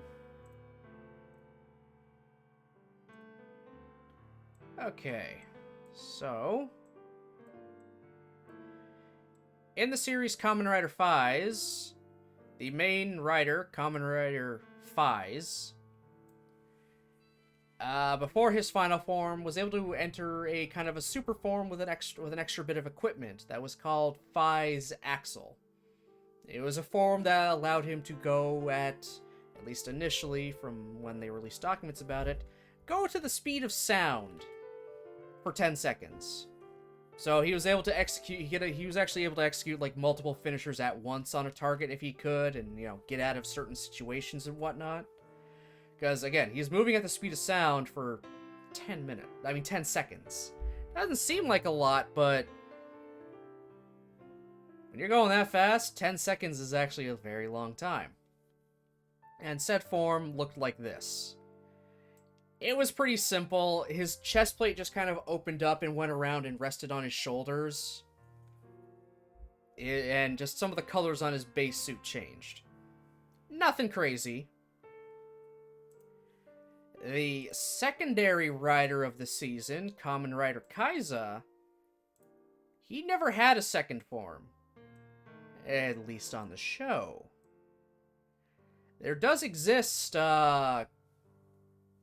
some kind of concept, and it looks like a physical suit made of him getting a similar form to Phi's Axel form. That being what is apparently referred to as Kaiza Break. He's got the same kind of thing is going on. His colors has changed around, and his chest is fully exposed. Only based off of this photo, it looks like his chest plate literally like exploded open. Hence it being called Kaiza Break. Presumably this would let him go at the speed of sound, just like Phys did. But, yeah, it was never used in the show. This is the only picture of it that exists, and that's it, that's all. No idea if he actually has a watch like Phys does to access it or not. Yeah. So there's a Kamen Rider fact. Also, how you doing, Mochi?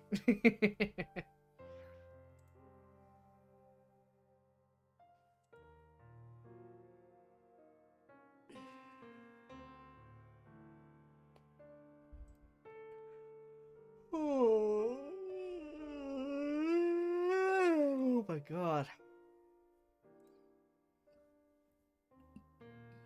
Doing good? Good, good. I'm glad. Very glad.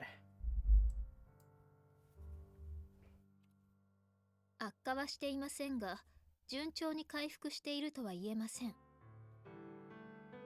そう。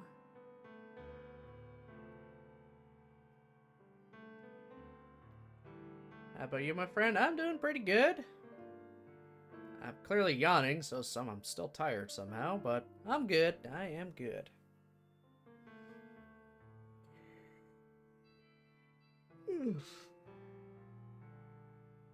We'll ignore that.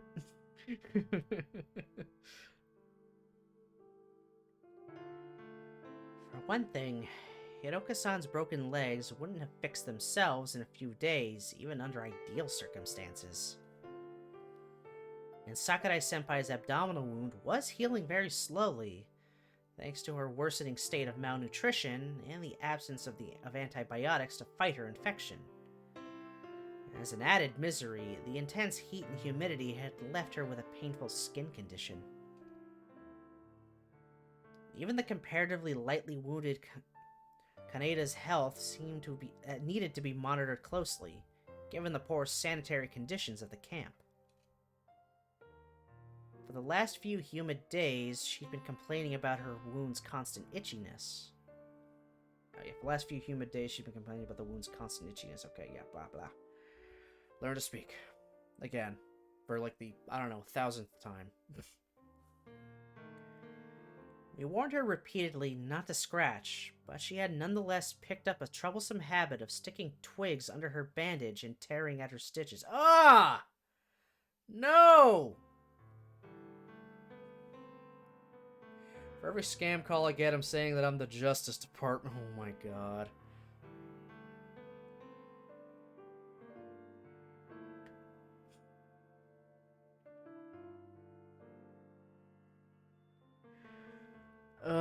Fucking scam calls, and they always gotta come around Christmas time too, en masse, huh? Yeah, we've been getting a lot more robocalls now. Hell, I answered one earlier today. That was just like the minute I answered, it said hello. It's just like, thank you for calling service. Thank you for calling service. They immediately hung that fucking thing up. How are we liking the backstory, man? I know it's long, but it's always been one of my favorite parts of this game. I mean, I like how much detail we're going into this. I have been very squicked out by things, notably the leeches falling. And then laughing my ass off at Kazuki basically giving Amane a hickey to stop it.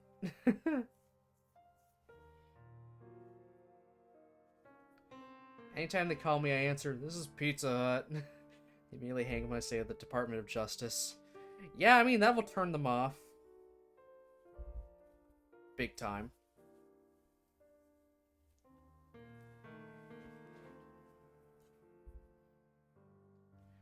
Like, the backstory is good. Yeah, it is long, but it's really showing the shit she's gone through so far. Like, even more so than fucking with Michiru or Sachi's backstories. This is really going in depth of what she's gone through.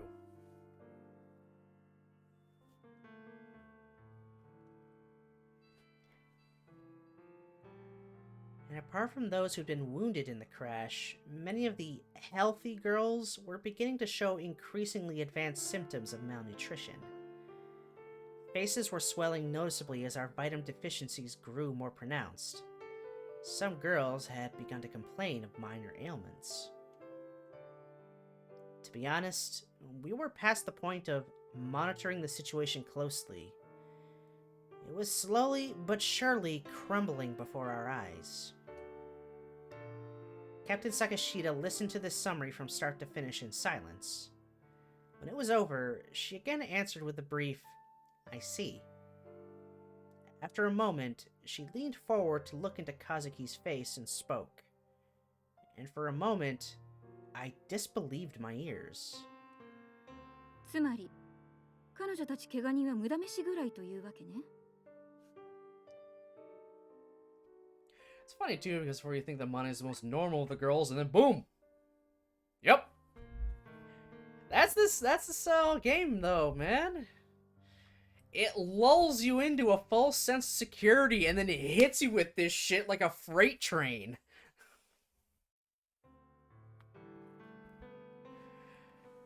Michiru, oh yeah, she's quirky, trying to be a tsundere, haha, no, she's got DID. And doesn't like the fact that she has this other personality. Sachi, oh wow, she just does whatever you say, she's the great maid. She suffers PTSD after watching her parents die in front of her.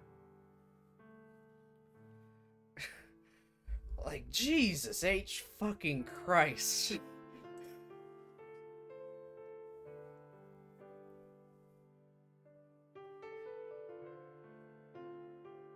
I don't know where we're gonna go with, the other two. After this. Like... What are we gonna get from Machina, the ditzy, young girl? And... God. And Sakaki, you know, just the rich girl. The cold-shouldered rich girl. Like, what are they gonna throw at us at those two? We're not even done with what we've been thrown at with Amane. I choose not to comment. I appreciate you choosing not to comment, Mochi. You get to enjoy my potential suffering.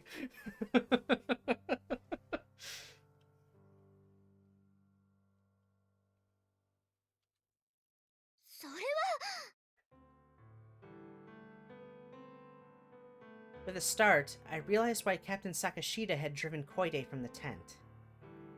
Whatever the circumstances, she was our leader. And in speaking those words, she had just betrayed that responsibility. Maybe we'd all thought the same, in some dark corner of our mind, but no one had voiced that ugly thought. And now, the captain had coolly thrown it out into the open. She understood as well as we did that a quiet, crippling pessimism regarding the food situation had begun to spread among the group. If we were to continue on these meager rations, the currently able-bodied girls would eventually be reduced to invalids. Without adequate nutrition, our physical strength would be drained, sapping us of the energy to work. And with our bodies weakened, disease would spread all too easily around the camp. On one hand, I can understand where Sakashida's coming from, but saying that shit in front of the injured... Yeah.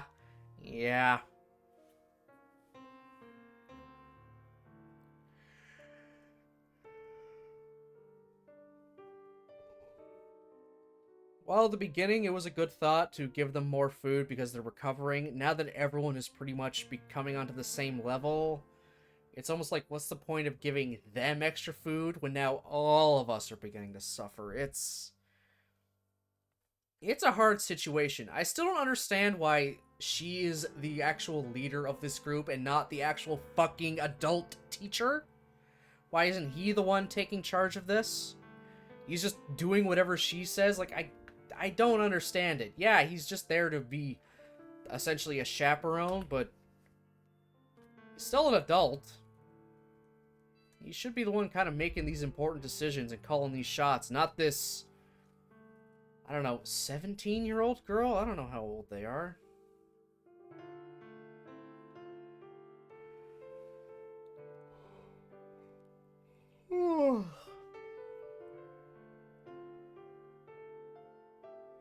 Bro, that teacher's the most useless motherfucker I've ever seen.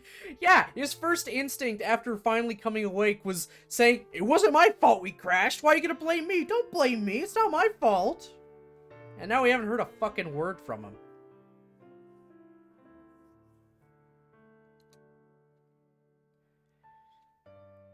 Simply by existing, the wounded were acting as a heavy drain on our precious supply of food. Their presence was reducing everyone else's ration. Ultimately, this might soon give rise to more sick people, exponentially worsening the problem. When we weigh the lives of the wounded and the healthy against each other, the former will always be lighter on the scales. In this harsh environment, that pragmatic calculation felt all the more obvious. Yeah, the teacher's also the bus driver. He was both. Imagine being in a survival situation, being a grown man and getting led around by 13-year-old girls. Actual beta behavior. Oh my god. Yep. Full beta.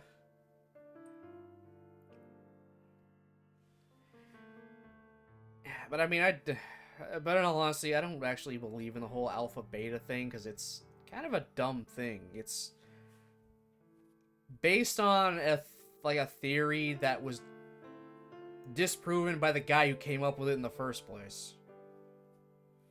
It's good to joke about it and whatnot, but if you seriously believe in that alpha, beta, sigma mindset thing, that's just a problem. Can't even make some jokes with that. Yeah. I don't either. I just didn't. Yeah, I mean, it's good. It's a good way to describe it like this. But I'm just saying, if someone actually believes in that kind of mindset, like, oh yeah, I'm totally an alpha, you're just a beta. I'm not gonna listen to you, you're worthless, kind of thing. What the fuck is that? No.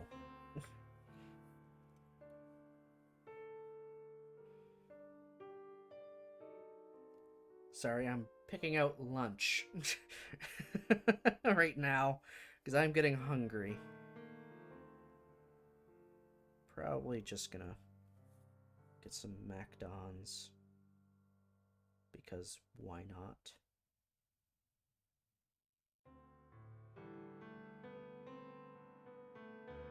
Yeah, that works.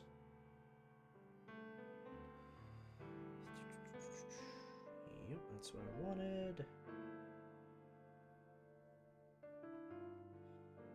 There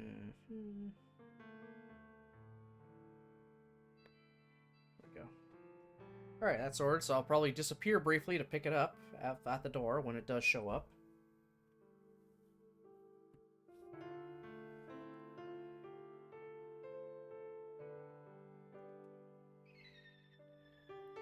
We don't have the elbow room to be handing out rations to those who can't work. The captain's argument was coherent enough, and I understood that she had little choice but to approach our situation with conservative caution. But nonetheless, her words sounded like a betrayal. A justification for unburdening ourselves of a load that grown troublesome to carry. An excuse to abandon our friends and save ourselves. The girls, may we have some? No. This is my food, damn it. I don't know, maybe I'll try shoving a hamburger at the screen. Maybe that'll solve their problems. 私にずる賢く生きろと言ったのは風見さん、あなたよ。ええ、確かに。でもずる賢く生きるのと弱者を吊るし上げて憂を晴らすのとでは意味が全然違います。だったらあなたはその弱者の口をまかない切るだけの食料を持ち合わせているの？いいえ、残念ながら。口だけの綺麗事ならいくらでも言えます。あなたのいい人ごっこに付き合わされて日々体力を落とす部員たちの迷惑を少しは考えてみては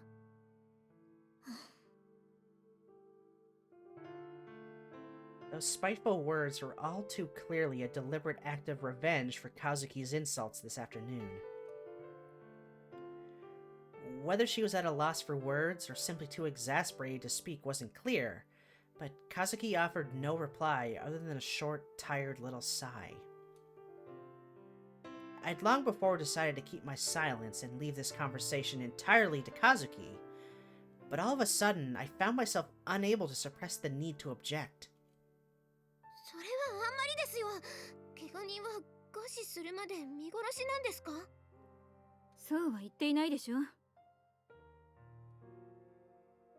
For the first time in the conversation, the captain turned to me. She'd grown gaunt in recent days, leaving her cheekbones so prominent that her eyes seemed to have sunken in her face. It made her grim gaze seem all the more severe. 配給の優先度を下げるといっただけで一切の食事を与えないわけではないわ。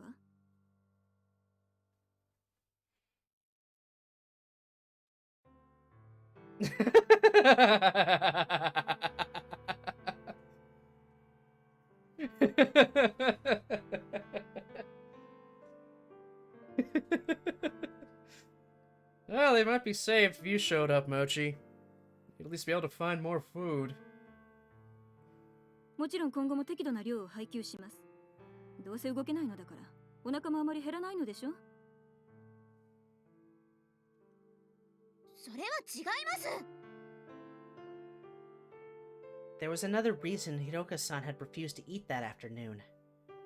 And with the construction of the toilet, that problem had been eliminated. We could simply help her to the toilet seat, and let her relieve herself in privacy, removing the biggest psychological roadblock to her recovery. Hop on my back. I'll lead you to the humans. いいのよ、アマネ。部長の言い分も決して間違いではないのよ。でも、広岡さんには私の分の配給を分配します。You barely get enough as is. Then again, you also don't eat too much yourself. それなら文句はないでしょ。なぜ私に確認するのかしら。あなたの食料なのだからあなたが勝手にすればいいわ。ではそうします。Kazuki leaned forward in a very slight bow as she stood. Lightly speaking the words, "Let's return," in my general direction, she abruptly left the tent. 待ってよ、カズキ。はい、なに？なーにじゃないよ。どうして何も言い返さないの？言うだけ無駄だと思ったからよ。そんなの、私はカズキのことだから絶対に食ってかかると思っていたし、いつもみたいに文句の一つも言って強引に丸め込めばよかったのに。あなた何を言っているの？文句というのは相手の言動や態度が間違っていたり正しかったとしても気に入らない時につけるものよ。それ以外の時に口にする言葉のことは難癖というの。覚えておきなさい。They had shown how tired and slim and sick they'd gotten on the sprites, although I understand it'd be a lot more work for a couple of days. Yeah, it would be. Definitely.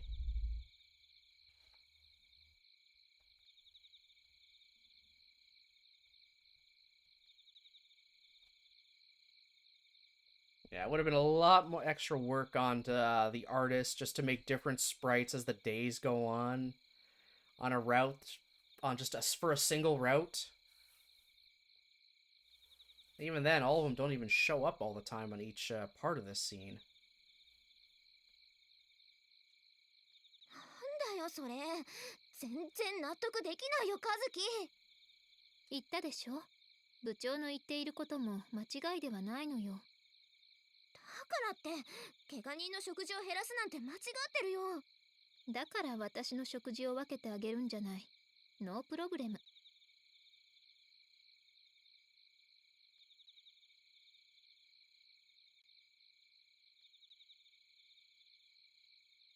全然ノープロブレムじゃないよ。忘れてるかもしれないけど、カズキだって怪我人なんだよ。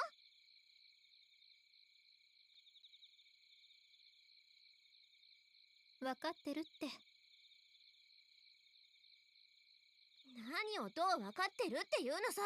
やっぱり今からでも部長に言って考え直してもらおうよ。こんなの間違ってるってカズキが文句を言えば絶対なんとかなるし、言うだけ言ってみようよ。いやあね、あなたの口ぶりではまるで私が何にでも噛みつくどこかのヒステリー女みたいじゃない。私だって世の中すべての間違いに文句をつけるわけではないのよ。そうかな。Oh, 1 second. I'm just gonna tell a friend something.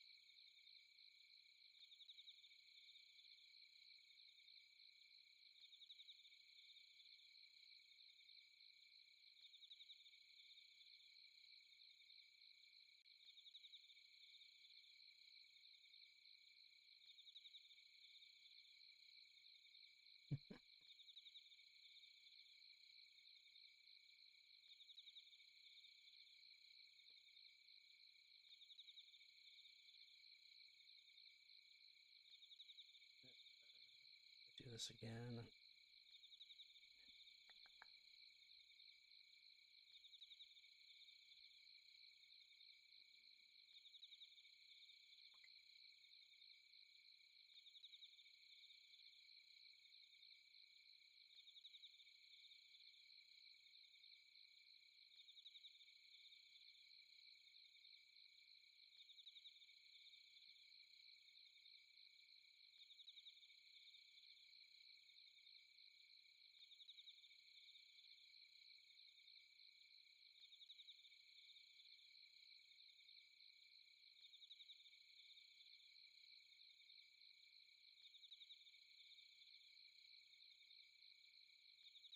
I just decided to fail entirely.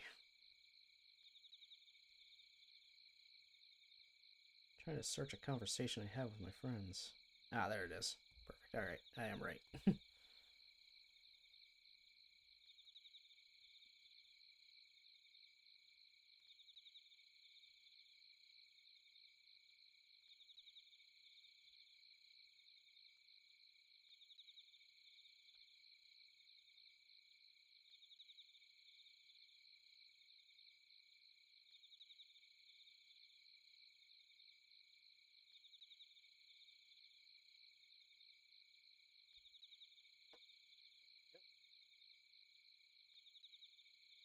Sorry, a friend just brought up a thing they were getting in college, and I remember when I was there, they had another thing for later. So I was like, "Hey, they also do this, so maybe keep an eye out on that a little bit later." I just remembered it now. Something just kind of jogged my memory. If I didn't, I think if I didn't reply now, I would forget entirely again. So I want to get that out to them ASAP.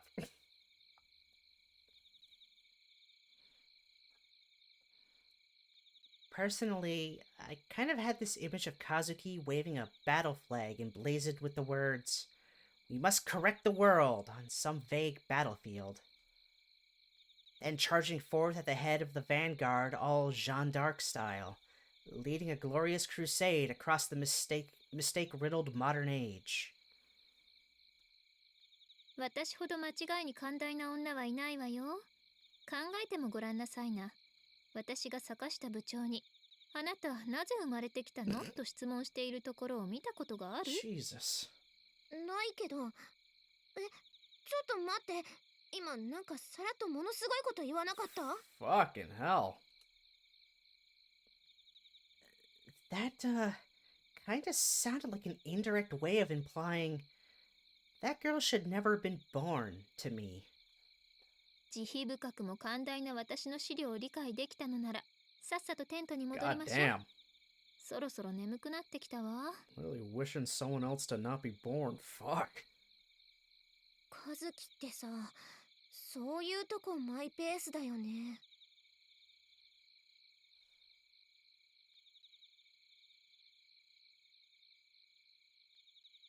It was already past 9 p.m. I looked up through the trees to the sky, empty except for the bright moon and twinkling stars. The helicopter we'd seen for a few brief moments on the second day had been absent ever since. I strained my ears, but heard only the chirping of bugs. No cars running on the road above. Nothing. Why hasn't anybody noticed? There's a group of girls right down here, suffering so much. I was seized by the meaningless desire to scream for help at the moon, but I knew I'd only be making my throat hoarse. That early summer night, only the lonesome voices of insects echoed throughout the rocky valley. Oh great, the cicadas again. I'm gonna save again. セーブしちゃう？ I forgot to save the last one we went through day 7, but that's okay.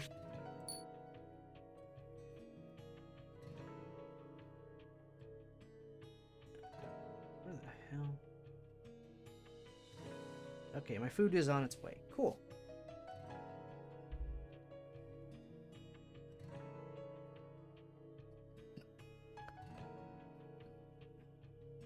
Eighth day in the valley. Rain fell in the night, and the morning was cold. My chilled hand trembled slightly as I wrote. I'm about halfway through. Oh my god. I hope some of these scenes are quick.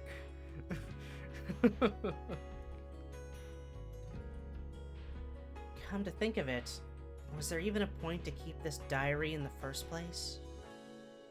Thinking about it would always drain me of the will to write, but I never found an excuse to quit either. My pen moved mechanically across the pages.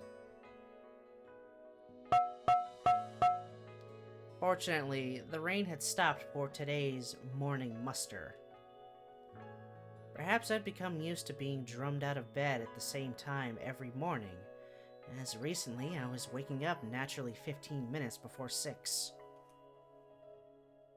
For the first few days, it had been difficult to sleep at night because of my hunger. But by now, I was sleeping like a stone, and fasting at night actually seemed to make waking up in the mornings easier.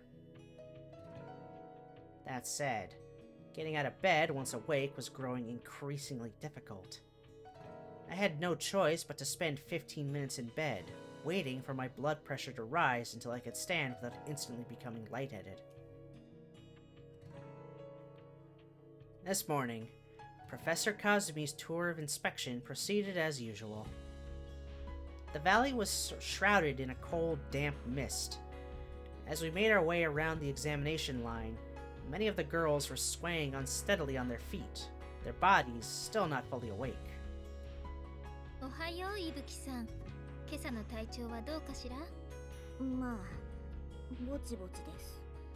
疲れた顔をしているわね。私たちがここへ来て今日で何日目だったかしら？ Too many.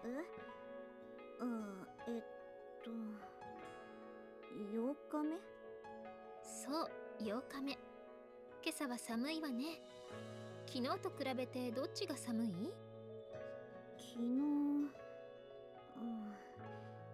昨日はそんなに寒くなかったと思うけど、むしろ暑かったぐらいで。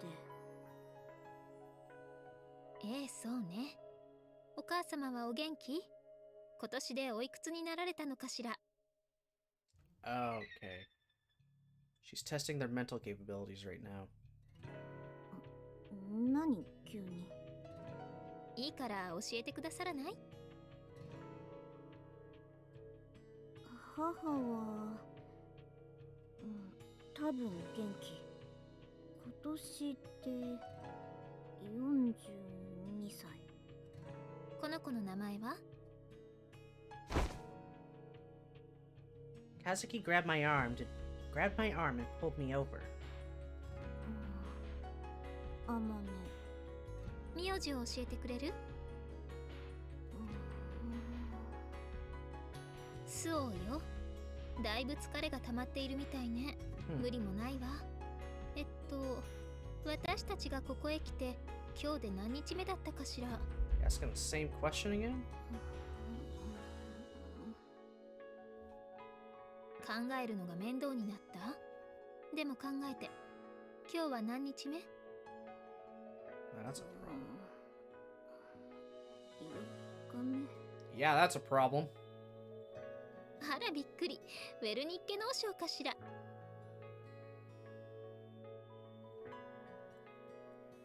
Smiling brightly, Kazuki leaned over and softly whispered into my ear. 今から言うことをメモして。 Okay, my food has arrived. I'm gonna go grab it, so I shall be right back.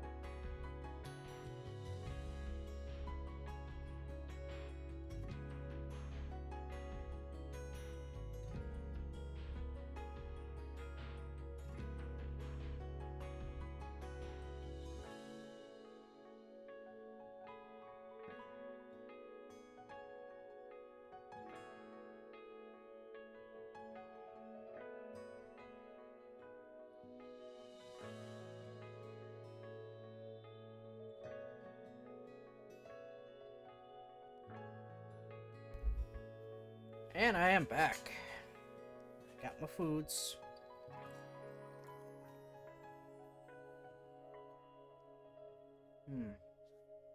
Thank you, thank you.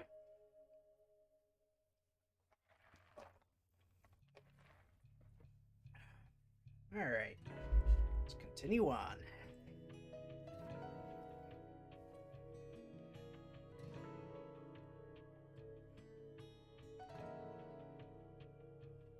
I hastily brought my pen to the memo pad. Chronic Wernicke's encephalopathy. Encephalopathy? Whatever the hell that is. Signs of severe memory loss. Serious vitamin B1 deficiency. We knew it was a vitamin deficiency. We knew it had grown serious. But that diagnosis wasn't much good to us. We didn't have any needles, and more importantly, we didn't have any dietary supplements to fill them with. Of course, a dietetic regime with lots of pork, liver, and milk could have done the job just as well, but we didn't have enough food to satisfy even our basic caloric requirements. The only thing we could do for Ibuki was give her an encouraging thump on the shoulder. 耐えろ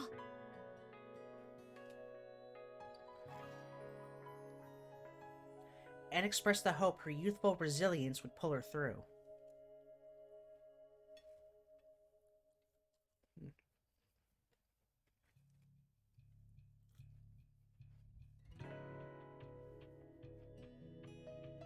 None of this was limited to Ibuki Haruna either.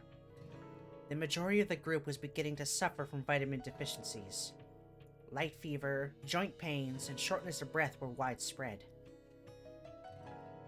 After our standard round of inspections came to an end, everyone dragged themselves right back to their tents.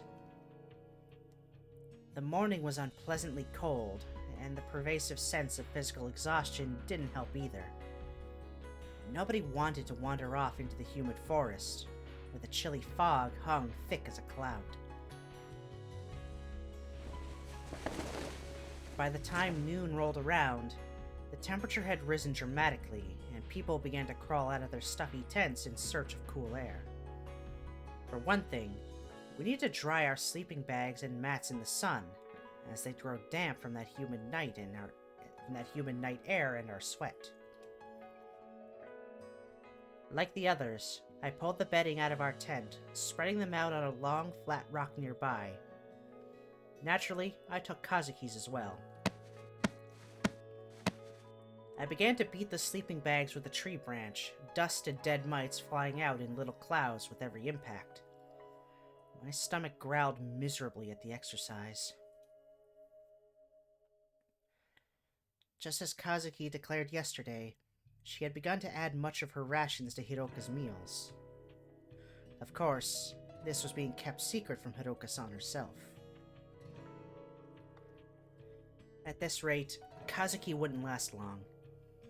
When I told her I was worried, she laughed off my worries with some cliche about starving samurai making particularly leisurely use of their toothpick, then added that a leader doesn't need to eat.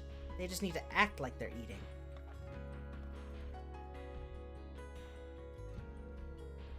The words had given me a bit of a start. It was certainly true that everyone was relying on Kazuki, but I was surprised she'd come to think of herself as a leader.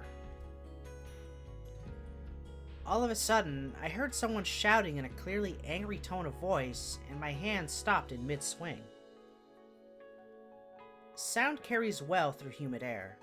The bellowing voice was our team's advisor, Mr. Ochi, reverberated impressively around the rock valley. 盗んだのは誰だ?俺の荷物から食料を盗んだ者は正直に名乗り出ろ!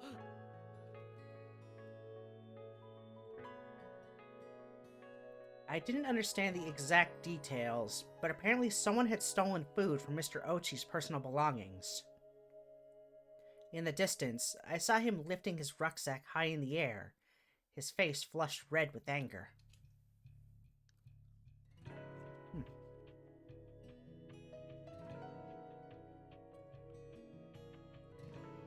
Glancing around the area, I found the others who had left their tents fixedly studying the ground, carefully avoiding eye contact with our teacher.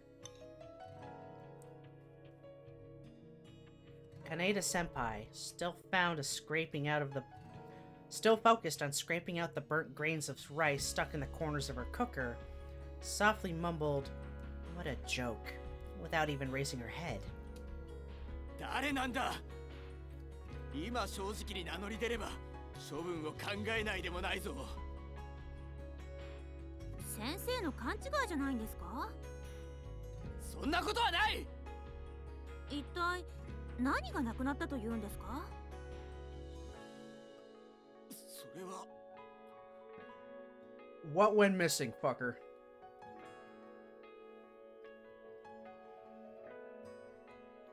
Mr. Ochi stumbled awkwardly over his words. From the looks of things, the missing food had probably been something he'd hidden away instead of contributing to the common stock. とにかくこの中の誰かが盗んだのは間違いないんだ。 Or you ate it. Even now, his shouts bore the righteous, authoritative tone of a scolding teacher. But we weren't in the classroom. His students responded only with irritated scowls. Of course, I also furrowed my brow at Mr. Ochi's actions. No matter how much he bellowed, it was perfectly obvious the culprit wasn't going to come forward. And in doing so, he was planting the idea of stealing from others in the minds of all the girls who'd been honestly enduring their hunger until now. So if I get hungry, I can just steal food from someone, right? As long as I keep my mouth shut, no one's gonna find out. And it looks like everyone else is doing it anyway.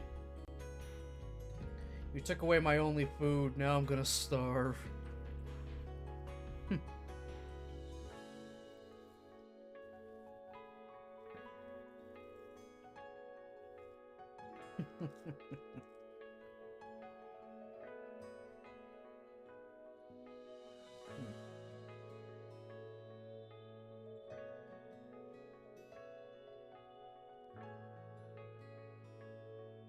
So great, the very thing I think Kazuki wanted to, avoid happening is now gonna happen, because this fucker just has to say it. Who took my food?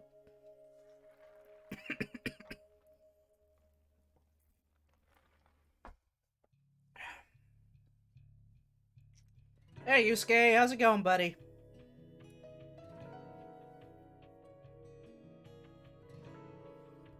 The only thing Mr. Ochi was accomplishing with his triad was sowing these dangerous thoughts in the back of our minds. It's going good, just saw Hase. Oh yeah, you're watching through Gaim right now.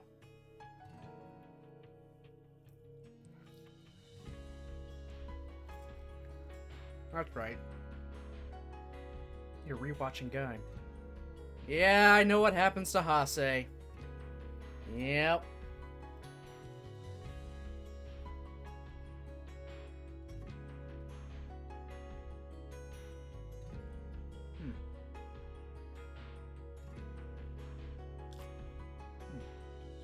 Sorry, I'm just hungry right now.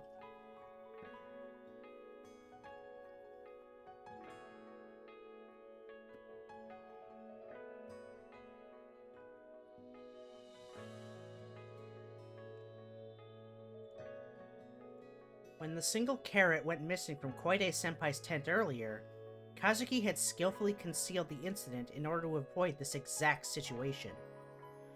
Now, it was all for naught. Oh, hell yeah. McDonald's fries are finger licking good. It's not KFC. I don't know if this has happened with any of the places around you guys.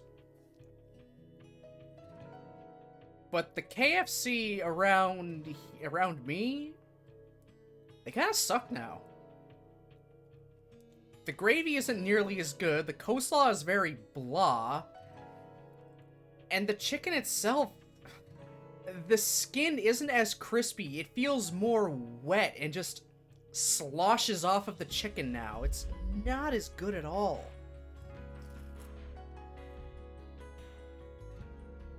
Popeye's superior? I agree, I've been getting Popeyes more because of that.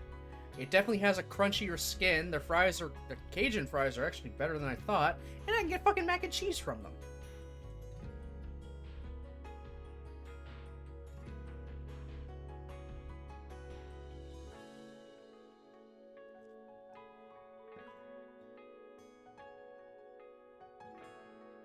KFC used to be good. Honestly, it used to be good. It's just within the last few years, it's been really going downhill.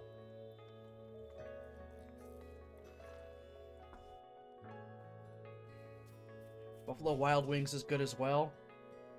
Don't have Buffalo Wild Wings here. Canadian, remember? Or what my roommate now calls it, crappy fucking chicken.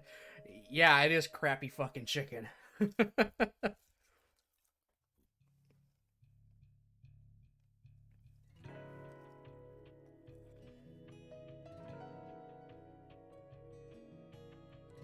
If I want some quality KFC, I'll go to Japan.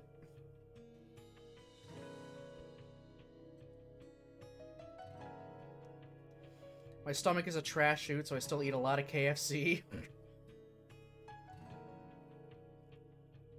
Nah, it's not nearly as good as it used to be, at least around here, Mochi. Not nearly as good. When the skin is just... It feels wet and soft and just literally sloshes off the fucking chicken itself. Ugh. Like, I shouldn't be reaching into the bucket, pulling it up, and the skin is already starting to fall off. Like, ew.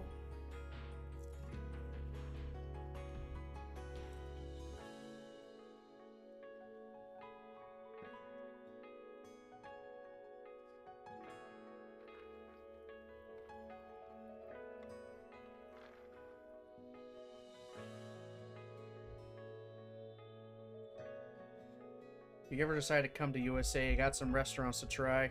Yeah, true.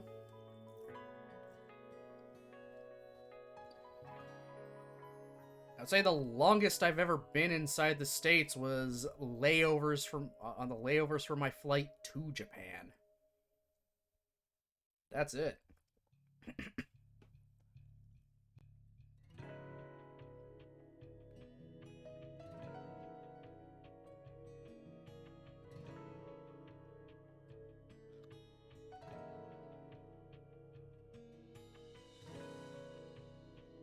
Yeah, that's literally it. That's all I've really been in there. And those layovers, I mean, they're a few hours long. Also bring me a thing of maple syrup, eh? That shit is gold. Okay? Real maple syrup is literally gold. We have a fucking maple syrup reserve. Like how you'd have an oil reserve, we also have a maple syrup reserve. I am not even kidding. And at one point, someone was actually stealing barrels full of maple syrup.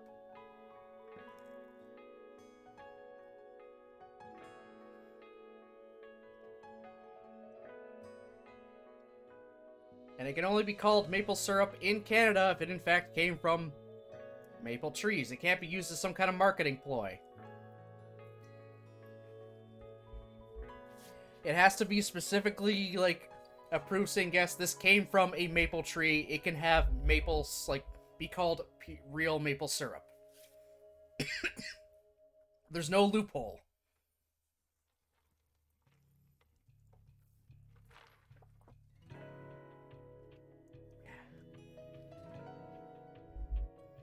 The Canadian dollar is backed by maple syrup, essentially.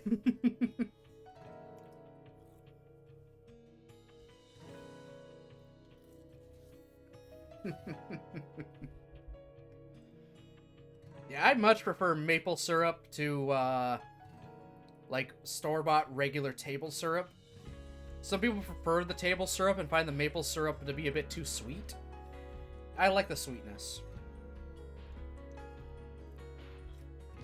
Though we're a little crazy with it. We'll essentially take very hot maple syrup, pour it over snow, grab a stick, and just kind of roll the cooling syrup on the sticks. Like, there you go, there's a treat. Enjoy it and eat. I'm not kidding. That's an actual thing we do. We just pour hot maple syrup or something like it on snow, wrap it around a stick, and then suck on it like a lollipop. We're a weird place.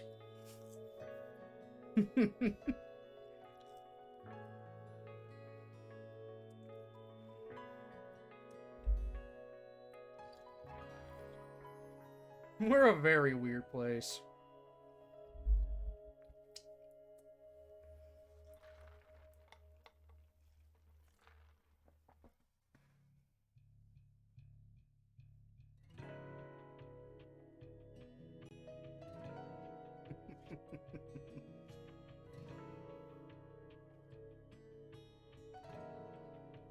How's your Canadian bacon, aka ham?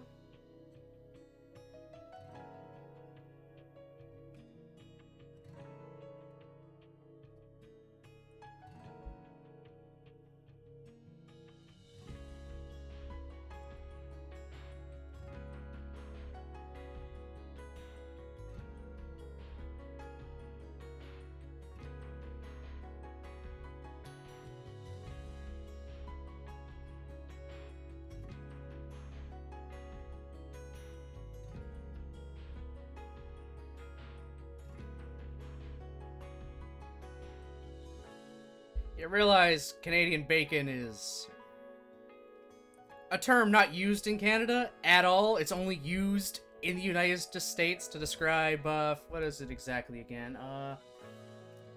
That's right, back bacon. It's still bacon, just a different cut.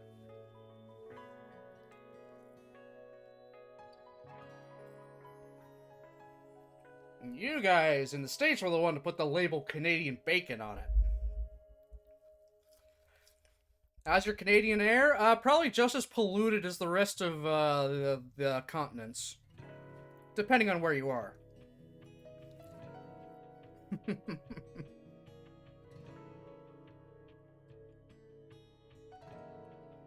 Poutine is good if it is done right, and that is with obviously fries, gravy, and cheese curds. If it's using just shredded cheese, it's not a proper poutine. You need to have the cheese curds.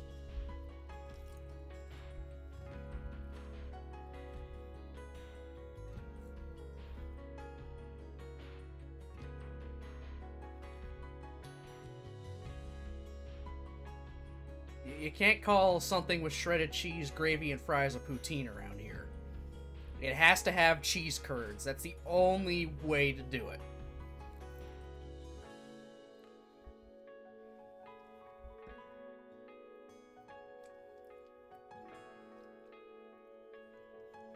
I've only had poutine from Costco in Canada.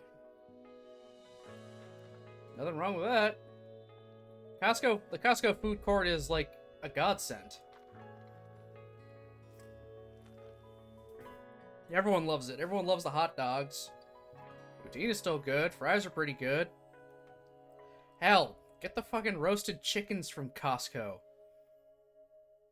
I mean, everyone probably already knows this, but they lose money on those fucking things. They don't make money off their roasted chickens, whole chickens. They straight up lose money on them, but still sell them at that price because it brings people in. And no one goes to Costco just for the chicken. They're going to buy other things, so they make it up everywhere else.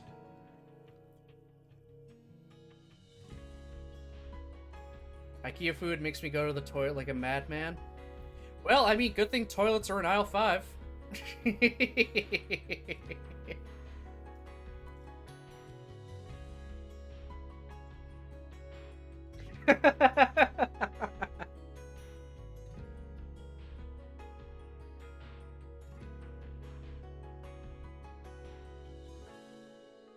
What? I'm trying to see if your Poopenhausen is actually worthy to be bought.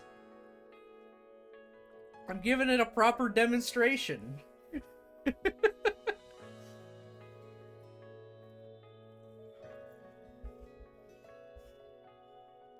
That'll be $599, sir.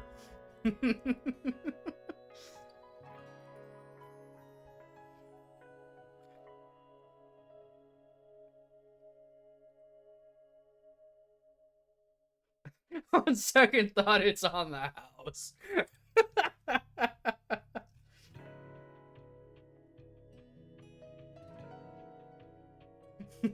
God. Don't actually do that, though. Do not go in a display toilet. That's just terrible. Oh, I'm almost done my fries.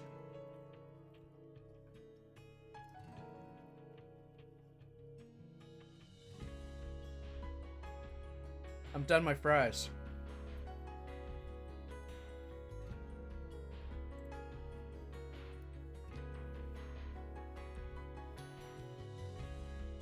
Without a doubt, this problem would reoccur in the future.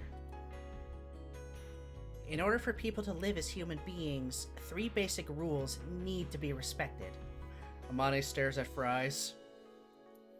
Not for you. No, not for you. There's some weeds over there.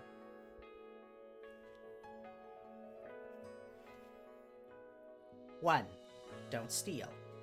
2, don't destroy. 3, don't kill. 3 broad principles to define the minimum standard of ethical behavior. And in our little community, one of those 3 had just been irrevocably broken. They say that liars often end up as thieves, but the opposite is just as true. When we become thieves, we begin to lie. Deceiving and deceived in turn, we snatch the food from each other's mouths. There's some organic rocks over there. Before long, accusations fly. Thefts become retaliatory. Fistfights break out. In the end, some turn to outright violence, attacking others, destroying their property, taking what they want by force. All trust is lost. Welcome to any family game night with Monopoly. If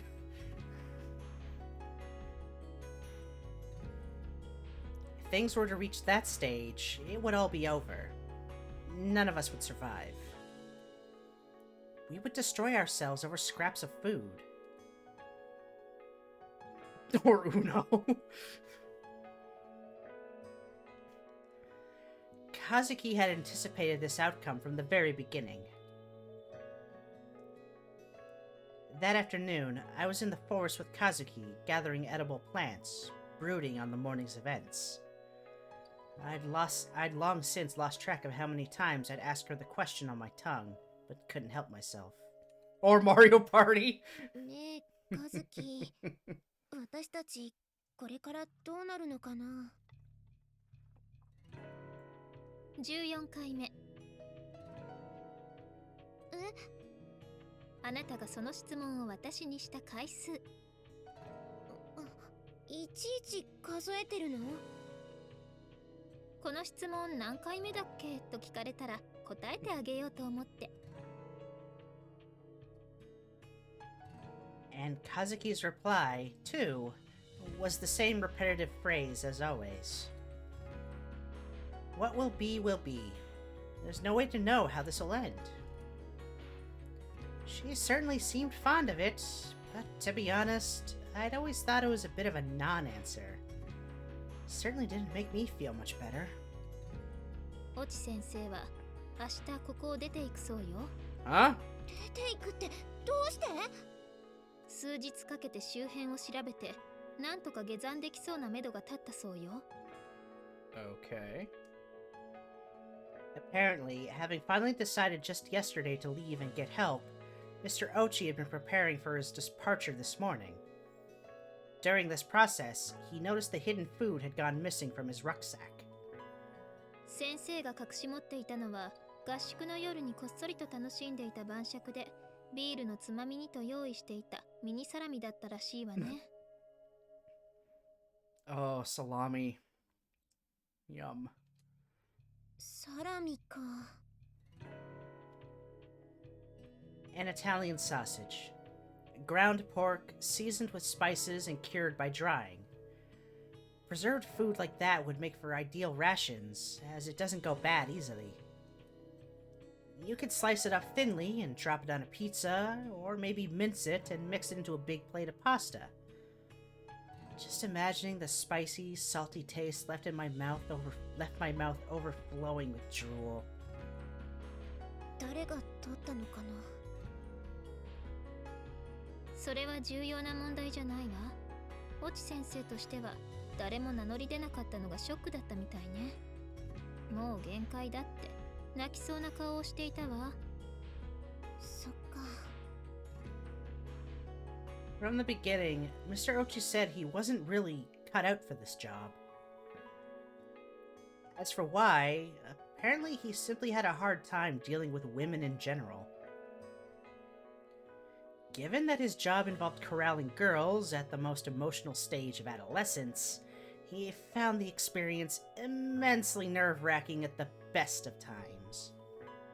Oh, got another fact from Yusuke. Okay, What fact do I choose this time?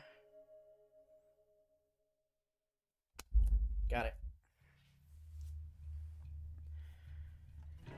I'm gonna go with a bit of a Sentai fact this time.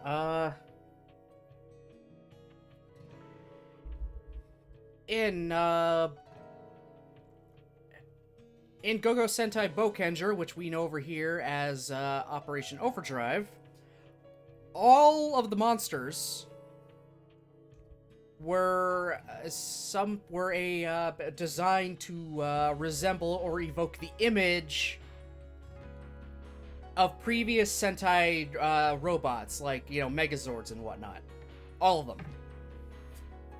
Some were a little more obvious than others. Others, you'd need to see the two of them side by side, and then you'd go, oh, okay. They did that because Boukenger was the 30th anniversary of the entire Sentai franchise.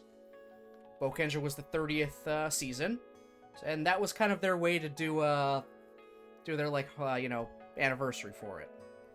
To celebrate it. Besides a special movie they had. All the monsters were just based off of previous mechs.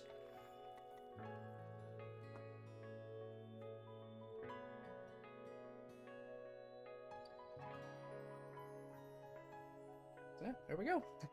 Another one down.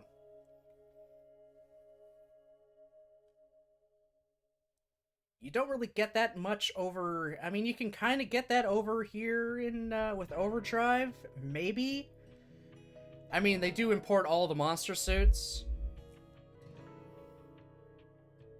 So maybe you might see, that looks somewhat familiar, some not so much, but when you learn that was the idea behind the Sentai, you can kind of piece a few together. Some you're not going to recognize at all because they're a reference to a suit from a series that was never adapted as Power Rangers, because when they adapted it, we chose, like, the 16th season. So, you know, there's a whole bunch of other series with their own giant robots that we never got. So we're not going to recognize them.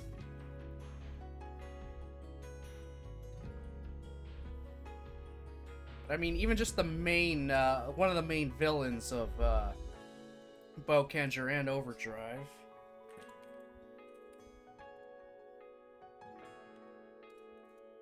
Yeah, let me find him.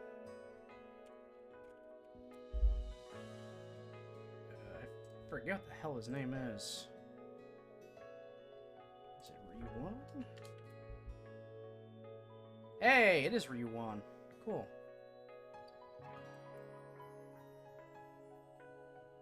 Can I get a better fucking full-body picture of this bastard?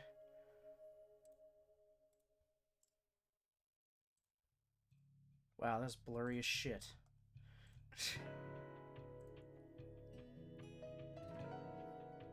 I'm gonna try to pull up two pictures to prove that point. If, oh my god, it does not want to fucking work with me here. I just need a good picture of his full body. That's big enough. That is fucking small. Oh my god. Why is it so hard to do this? It should not be this hard to find pictures of these fucking guys.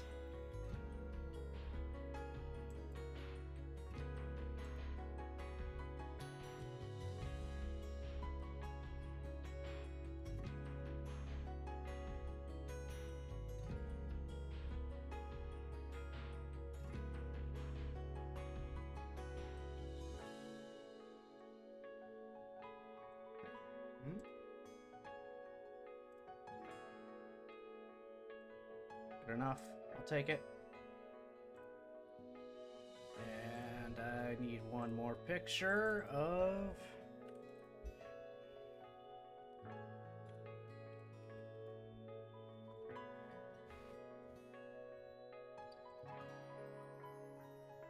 I can get a better picture of this last one. I mean, I know there's a million of the pictures of this thing. I mean, a million of them. Well, not a million. There's a lot.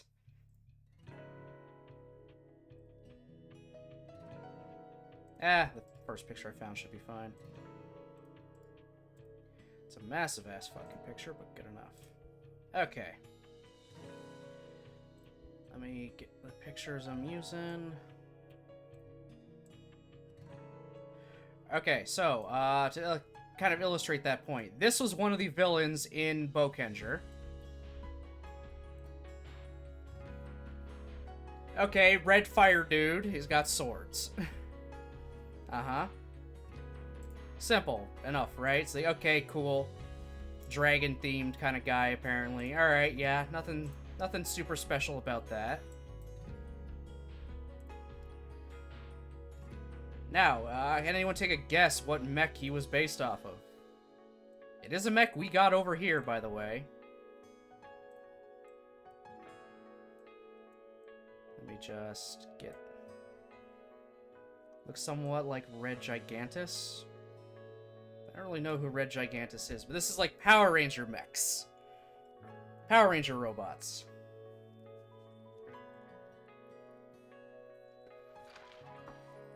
Mechagodzilla. No, not Mechagodzilla. He is a reference. His design is supposed to reference and evoke the look of Daijujin, aka the original Megazord.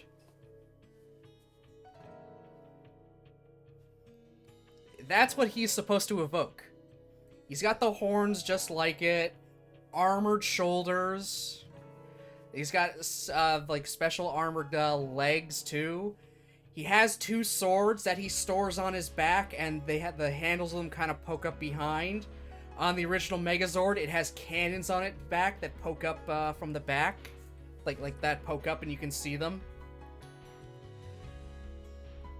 Yeah, so it's stuff like this. They're an homage to previous robots. All the villains are. I'm pretty sure even his foot soldiers are references to the Dragon Zord.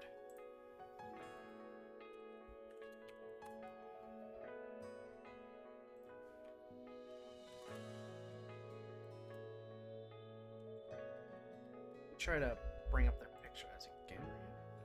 Fucking Christ. It's a Jaryu.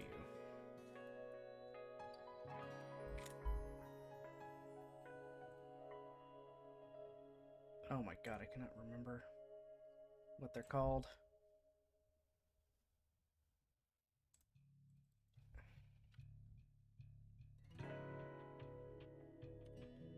I'm gonna have to look up Bokenger Foot Soldier right now.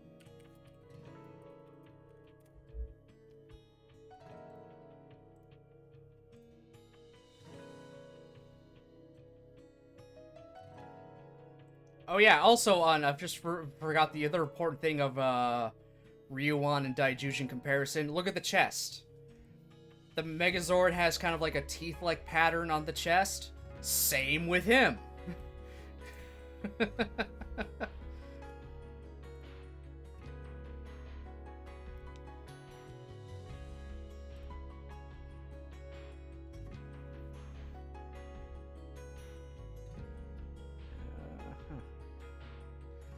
Okay, the wiki actually loaded, so I'll be able to actually get to them now.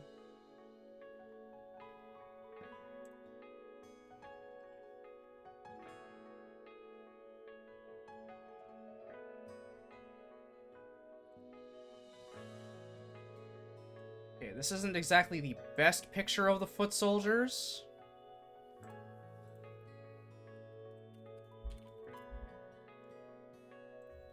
That's kind of the best I can get at the moment.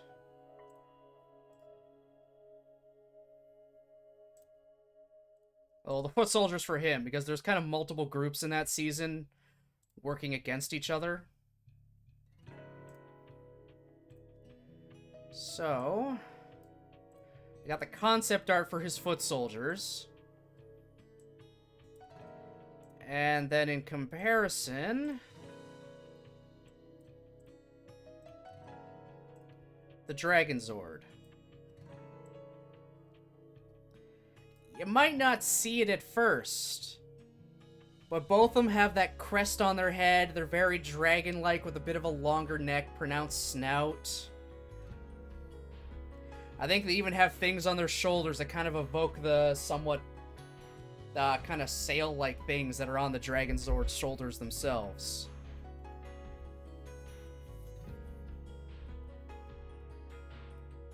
That's an interesting manifestation of Amane's trauma. Hey, Brozard, we're just going through a Sentai fact right now. How all the monsters in one Sentai season were supposed to be homages to previous Megazords from the last 29 seasons.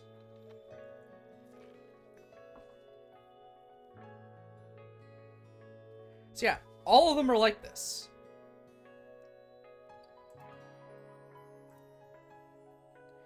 Kazuki looking finer? I mean, who doesn't love the Dragon Zord? That thing is sexy as fuck. That long tail with a moving point at the end? Oh my. God damn it, I meant to close out the Dragon Zord picture.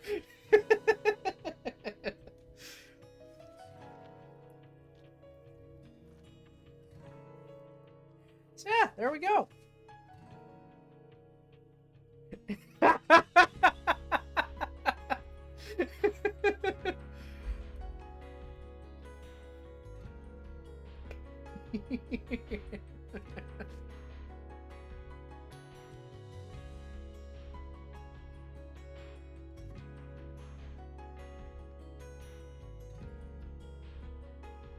So there, that was a really interesting fact that I meant to bring up a little while ago when someone did it.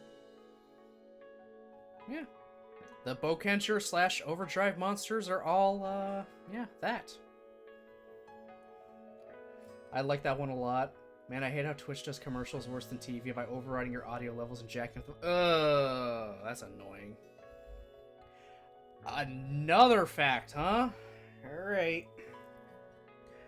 Let's see what I can think up right now. And you're back? Good, good, good. That's dumb how it just changes the audio levels. So we got another Sentai Rider Ranger fact.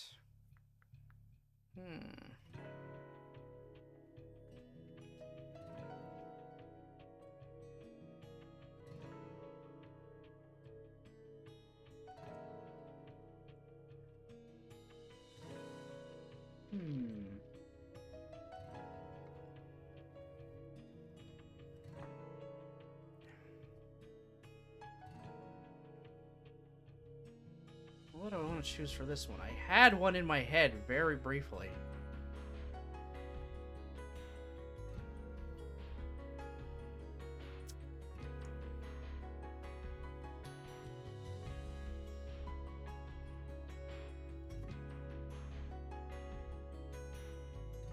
Well, I mean, I did just technically do a Sentai one, and earlier I did a Kamen Rider one, so maybe I'll make this one a Power Ranger one. See if I can think of a good Power Ranger, trivia.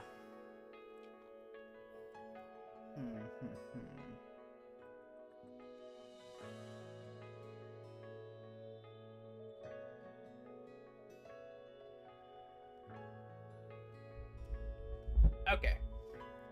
This one, potentially, you might know if you focus enough on it, but, Power Rangers Wild Force. Technically the 10th anniversary season of the entire franchise.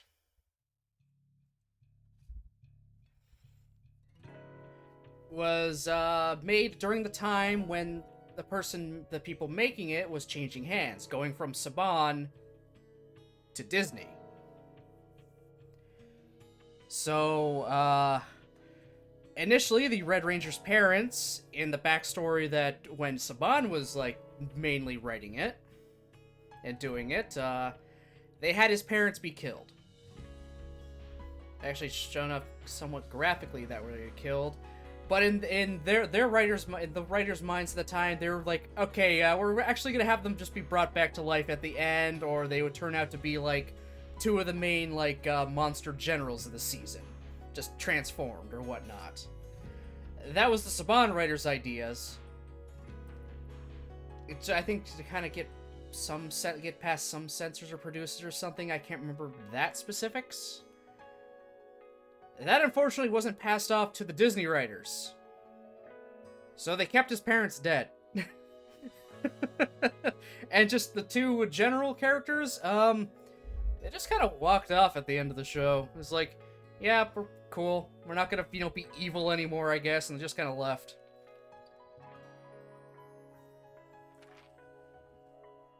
Yeah, so when they changed hands, some ideas never actually, got carried over. Yeah, a little bit more of a simpler fact, but still. Didn't know Disney can be so dark. Yeah, we just left the parents dead. We didn't decide to bring them back to life. Then again, it's Disney. They're known about killing off the parents. That's like a Disney staple. You got dead parents? Alright, we'll join the club. Didn't know Disney worked on Power Rangers? Disney used to own the entire franchise.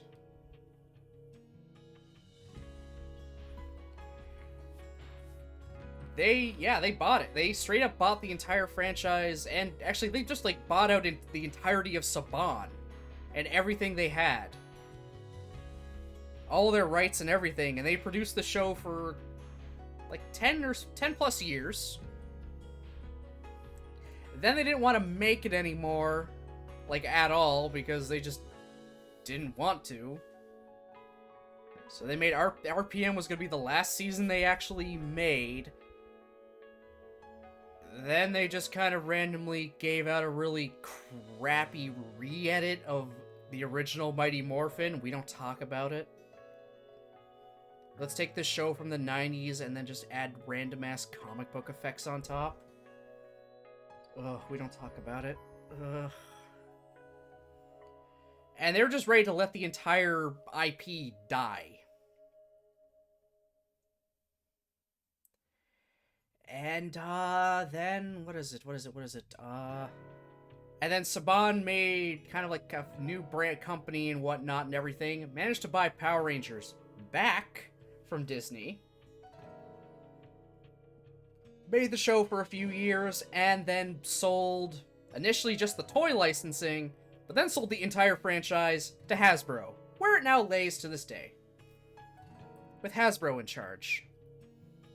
And there are rumblings at the moment that Hasbro is not going to be adapting any more Sentai footage or seasons for making Power Rangers. They might be doing their own thing now with it. Yeah, totally unrelated, but have you seen the new Transformers trailer? I have not. That's the one with the Maximals and stuff now too, right? That's why I kept playing from my childhood. Disney Jetix, yep. Did Ryu Soldier have a Power Ranger? Ryu Soldier is actually currently being adapted into Power Rangers Dino Fury.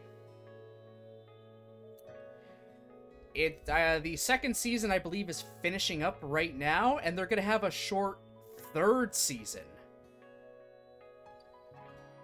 Of all things, using original suits with the same cast from Dino Fury, renaming it Cosmic Fury, and using some of the monsters and mechs from Q Ranger. That has not happened in years, honestly.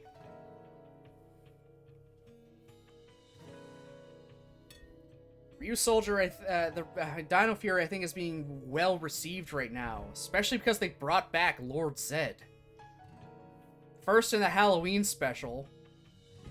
Yeah, they brought Lord Zed back in a Halloween special. Don't ask me why.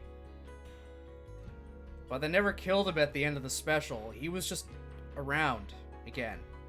He was out there in the universe. He got his staff back, he gathered a group of monsters, and he was slowly gaining power again. He was enough of a threat without of his staff. He handed the big bad of Season 1 his ass. Underpowered, under somebody else's control. In fact, that's the only reason he was brought back and had to have a fucking collar put on him to keep him under control. Because Lord Zed isn't gonna listen to some random-ass little monster that's saying, yeah, go do this. Lord Zed is the Emperor of Evil.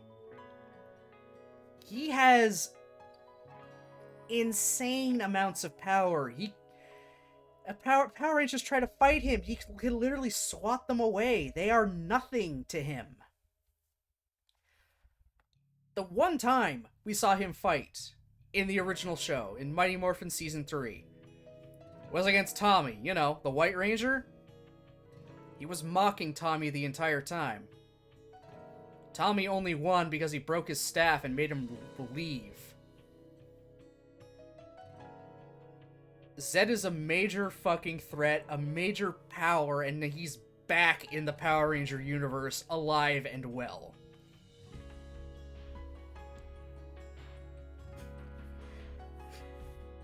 After he got freed from that collar, he immediately turned on the guy who had brought him back for trying to control him. He then started beating the shit out of 2 other monsters that were there with him, as well as the 5 Rangers that were also there. The Rangers briefly teamed up with the monsters to get Lord Zed to go away. And he only left because, it's like, I need to find my staff. You guys would be done if I actually had it. But he was still... Whew. He's still, yeah, dangerous. Dangerous enough that the 6th Ranger was brought into the show by their story because some big, important person on the side of good figured he's enough of a threat, they need him, they need this 6th Ranger revived now. They need more, help on their side.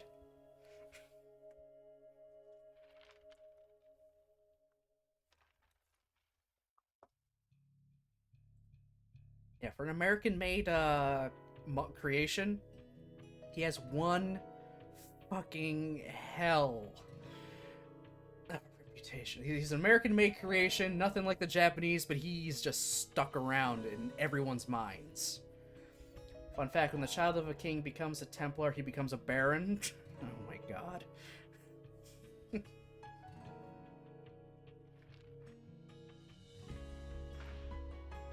I am not the child of a king, nor am I a Templar.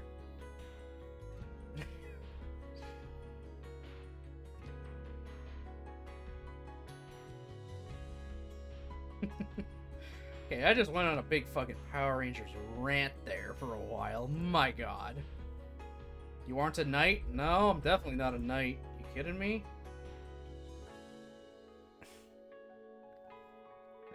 Okay. Last fact for the day, and I'm gonna try to get through the rest of this scene and end off for now.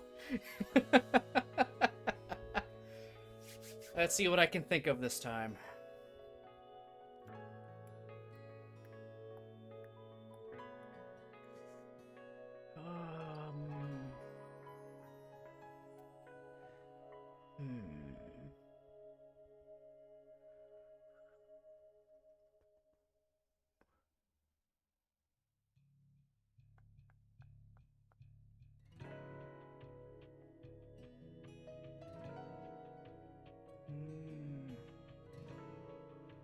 Trying to think.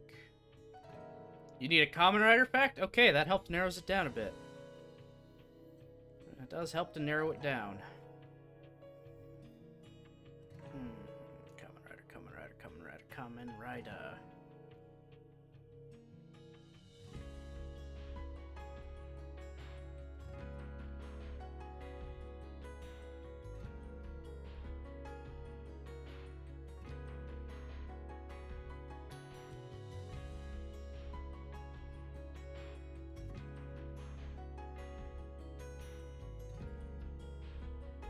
Okay, this one will also be probably something you might know. Possibly Yusuke. Not sure. But I mean, anyone that kind of watches these two seasons would know.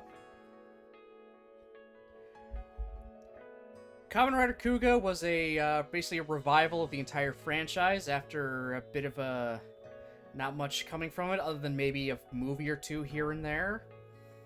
There was a good revival in the 2000s of the entire franchise and was well received. And then the season after, Kamen Rider Agito is both a sequel and not a sequel to Kuga. Why do we say that? Because in Kuga's season, he was the only rider, and he was fighting monsters called the Grongi. In Akito's beginning, a special part of like the police force were developed a suit of armor to make their own kind of rider in order to fight off the Grongi, technically. Even referencing unidentified life form number 4 as the influence for their new Kamen Rider. Unidentified life form number 4 being Kuga himself. He was initially identified as a Grongi, and technically is. The creators, however, have kind of gone on to say that we don't view Agito as a sequel to Kuga, because if that were the case, it would put everything Kuga went through in that season, it would just make it look like, you know, it would almost be like his struggles and his fighting was for nothing because another threat had suddenly popped up. So it's like, it's okay if you want to view it that way. Personally, ourselves, we do not see it as a sequel. As a reference to that, in Kamen Rider Decade, when he goes to the world of Agito, the initial monsters running around are the Grongi, and they're using the suit that was made to fight the Grongi to fend them off. But suddenly, the monsters that are in Agito come in and kill the Grongi, and they take over. So that was their subtle way of hinting at that connection between Kuga and Agito.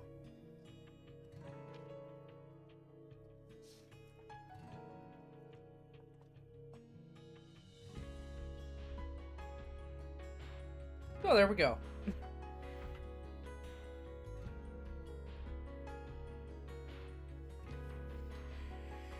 Oh, yeah, again, this is all stuff I can think of at the top of my head.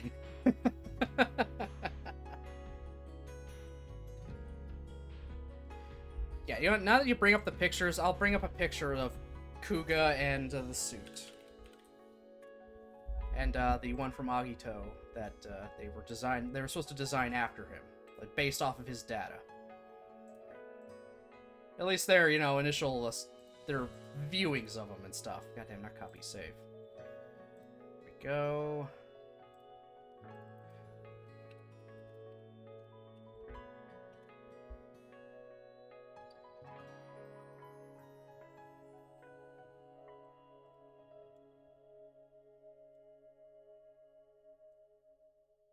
Okay, I've still got these here so I can use them. Alright, so. Holy shit, this picture's huge.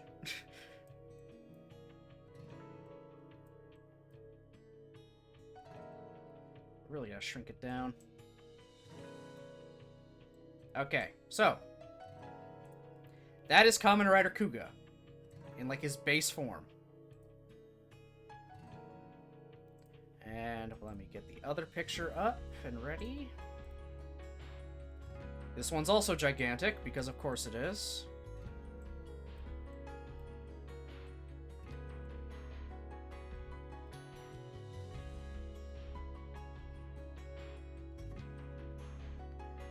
And then, from Kamen Rider Agito, Kamen Rider G3. You can see the similarities. You can very clearly see the similarities between the two on how G3 is supposed to be based on Kuga.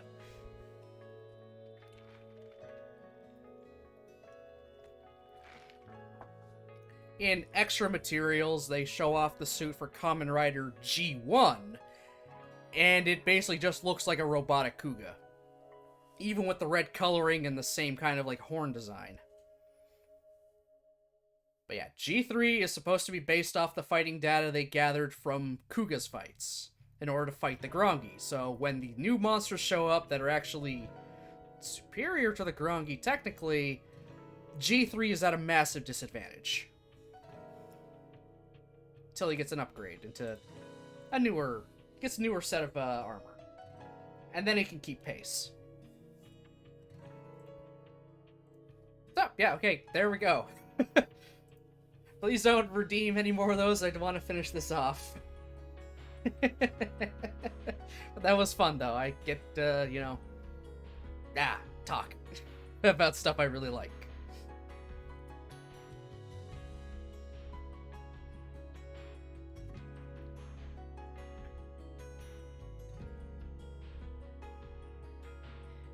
And now, of all things, he was living under terrible conditions with a pack of desperate girls, increasingly crushed under the pressure of their excessive expectations. Really, it was hardly surprising he'd want to make a break for it as soon as humanly possible. 先生がいなくなったら私たちどうなるんだろう。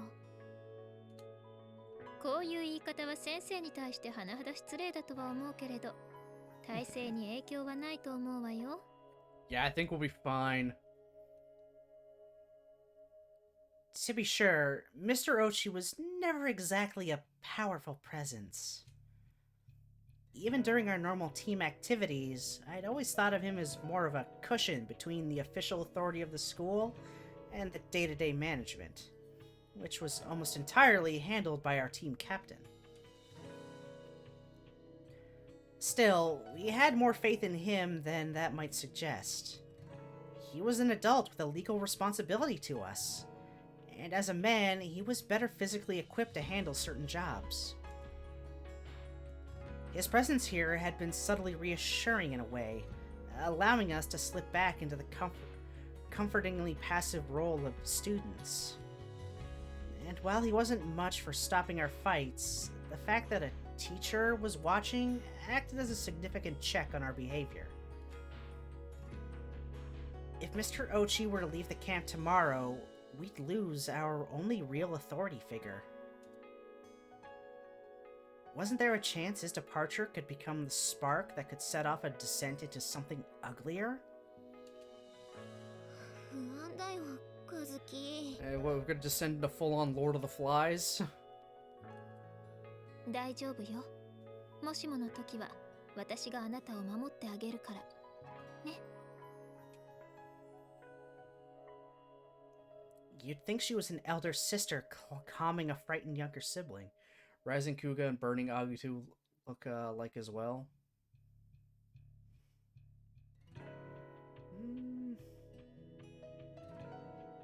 I mean, yeah, they are similar. Their suits are very similarly designed. You can kind of almost see them as another pair of pseudo double riders. Which I'm all for that fact. Seeing the two of them as like a pair of riders that would team up all the time.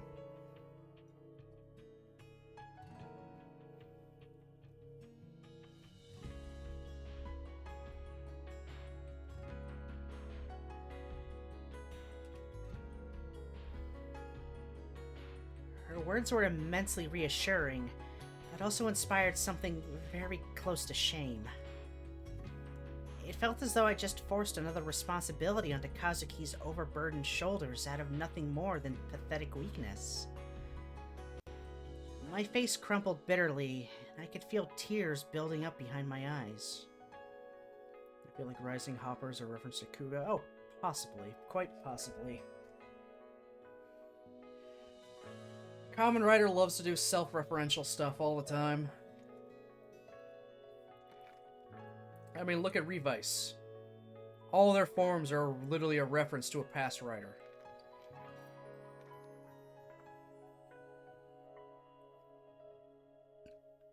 もしもの時って？もしもの時はもしもの時。多くは想定外の好ましくない事態に遭遇した状況を指してそう呼びます。これ以上まだ状況が悪くなるってこと？まあ、なるでしょうね。でも心配はいらないわ。もしも何かを犠牲にしなければあなたを守れないという状況になったら、私は全てを犠牲にしてでもあなたを守るから、全然大丈夫。愛してるわ、アマネ。嬉しいけど大丈夫だよ。私自分の身は自分で守るから。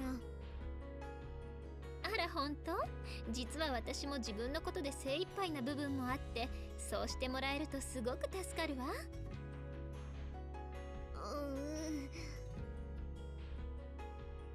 As he was just affirming my own words, but for some reason it felt like she was abandoning me. All of a sudden, there was a dull pain in my chest. 大丈夫よ。アマネは強い子だから。ね。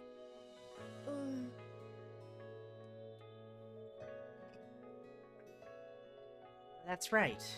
I can't let myself stay dependent on Kazuki forever. I wanted her words to be true.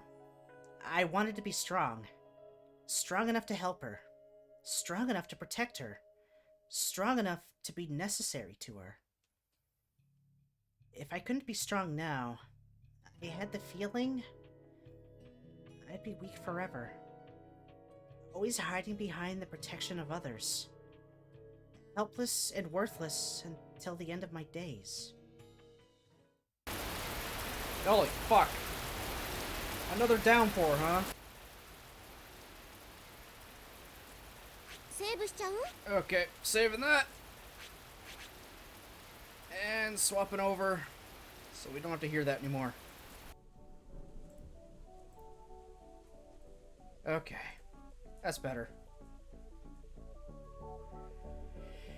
That's as far as I'm gonna go for right now.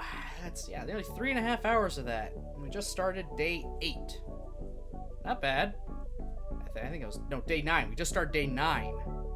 And as Mochi said, we're about halfway through that, so getting there. And yeah, you're right, Nick. Tonight, around 7 o'clock, we'll be doing some more Kingdom Hearts Dream Drop Distance. I am hoping to finish the game. I'm hoping to finish Dream Drop tonight. In fact, I'll try to force myself to. Because I want it done. Why do I want it done? There's one good reason for that. If you didn't know, if anyone hasn't joined the Discord or followed me on Twitter yet, it's because of this. I have my next schedule out already.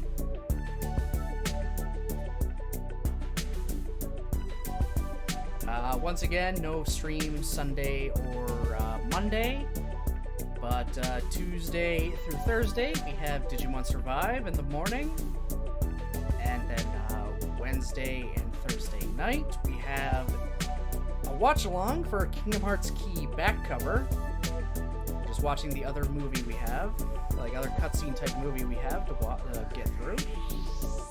And then the night after, we start Kingdom... I only put Kingdom Hearts 0.2 on here. Otherwise, I would have to write... Kingdom Hearts Birth by Sleep 0.2, A Fragmentary Passage. Hi, my name is Setsuya Nomura. I don't know how titles work. So, I want to finish Dream Drop tonight so I can get through the rest of the Kingdom Hearts stuff. Back cover can be done in one shot. 0.2 I think is going to take a grand total of 2 at most, depending on how quickly we're able to get through everything. We'll see though. And then once that's done, it's off to Kingdom Hearts 3. So yeah, that's all I got there. Okay, Yusuke is going to guide the raid. Cool. Yeah, we got a fair bit of people right now for that. I'm all for it. Let's see.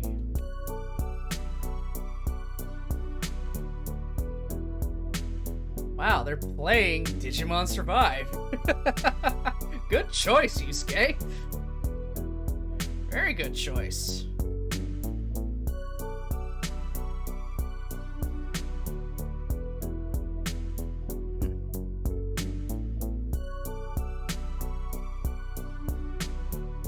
VTuber too.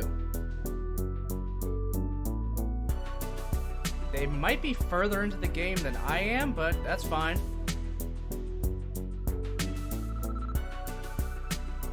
Also drink your lemon energy soda. So we're gonna do that right now.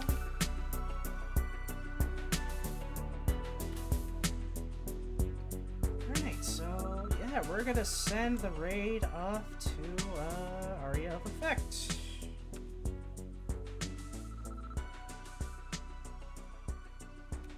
So we got our two different raid messages, whether you are subbed or following. Feel free to copy which one you'd like. I've got to go and do some stuff, so I'm going to raid and run essentially. And also, I don't want to be spoiled on stuff because I'm still playing through Digimon Survive myself. So, thank you everyone for watching, commenting, and lurking. I appreciate it very, very much. I hope you all have yourselves a great rest of your day. I'll see you in a bit.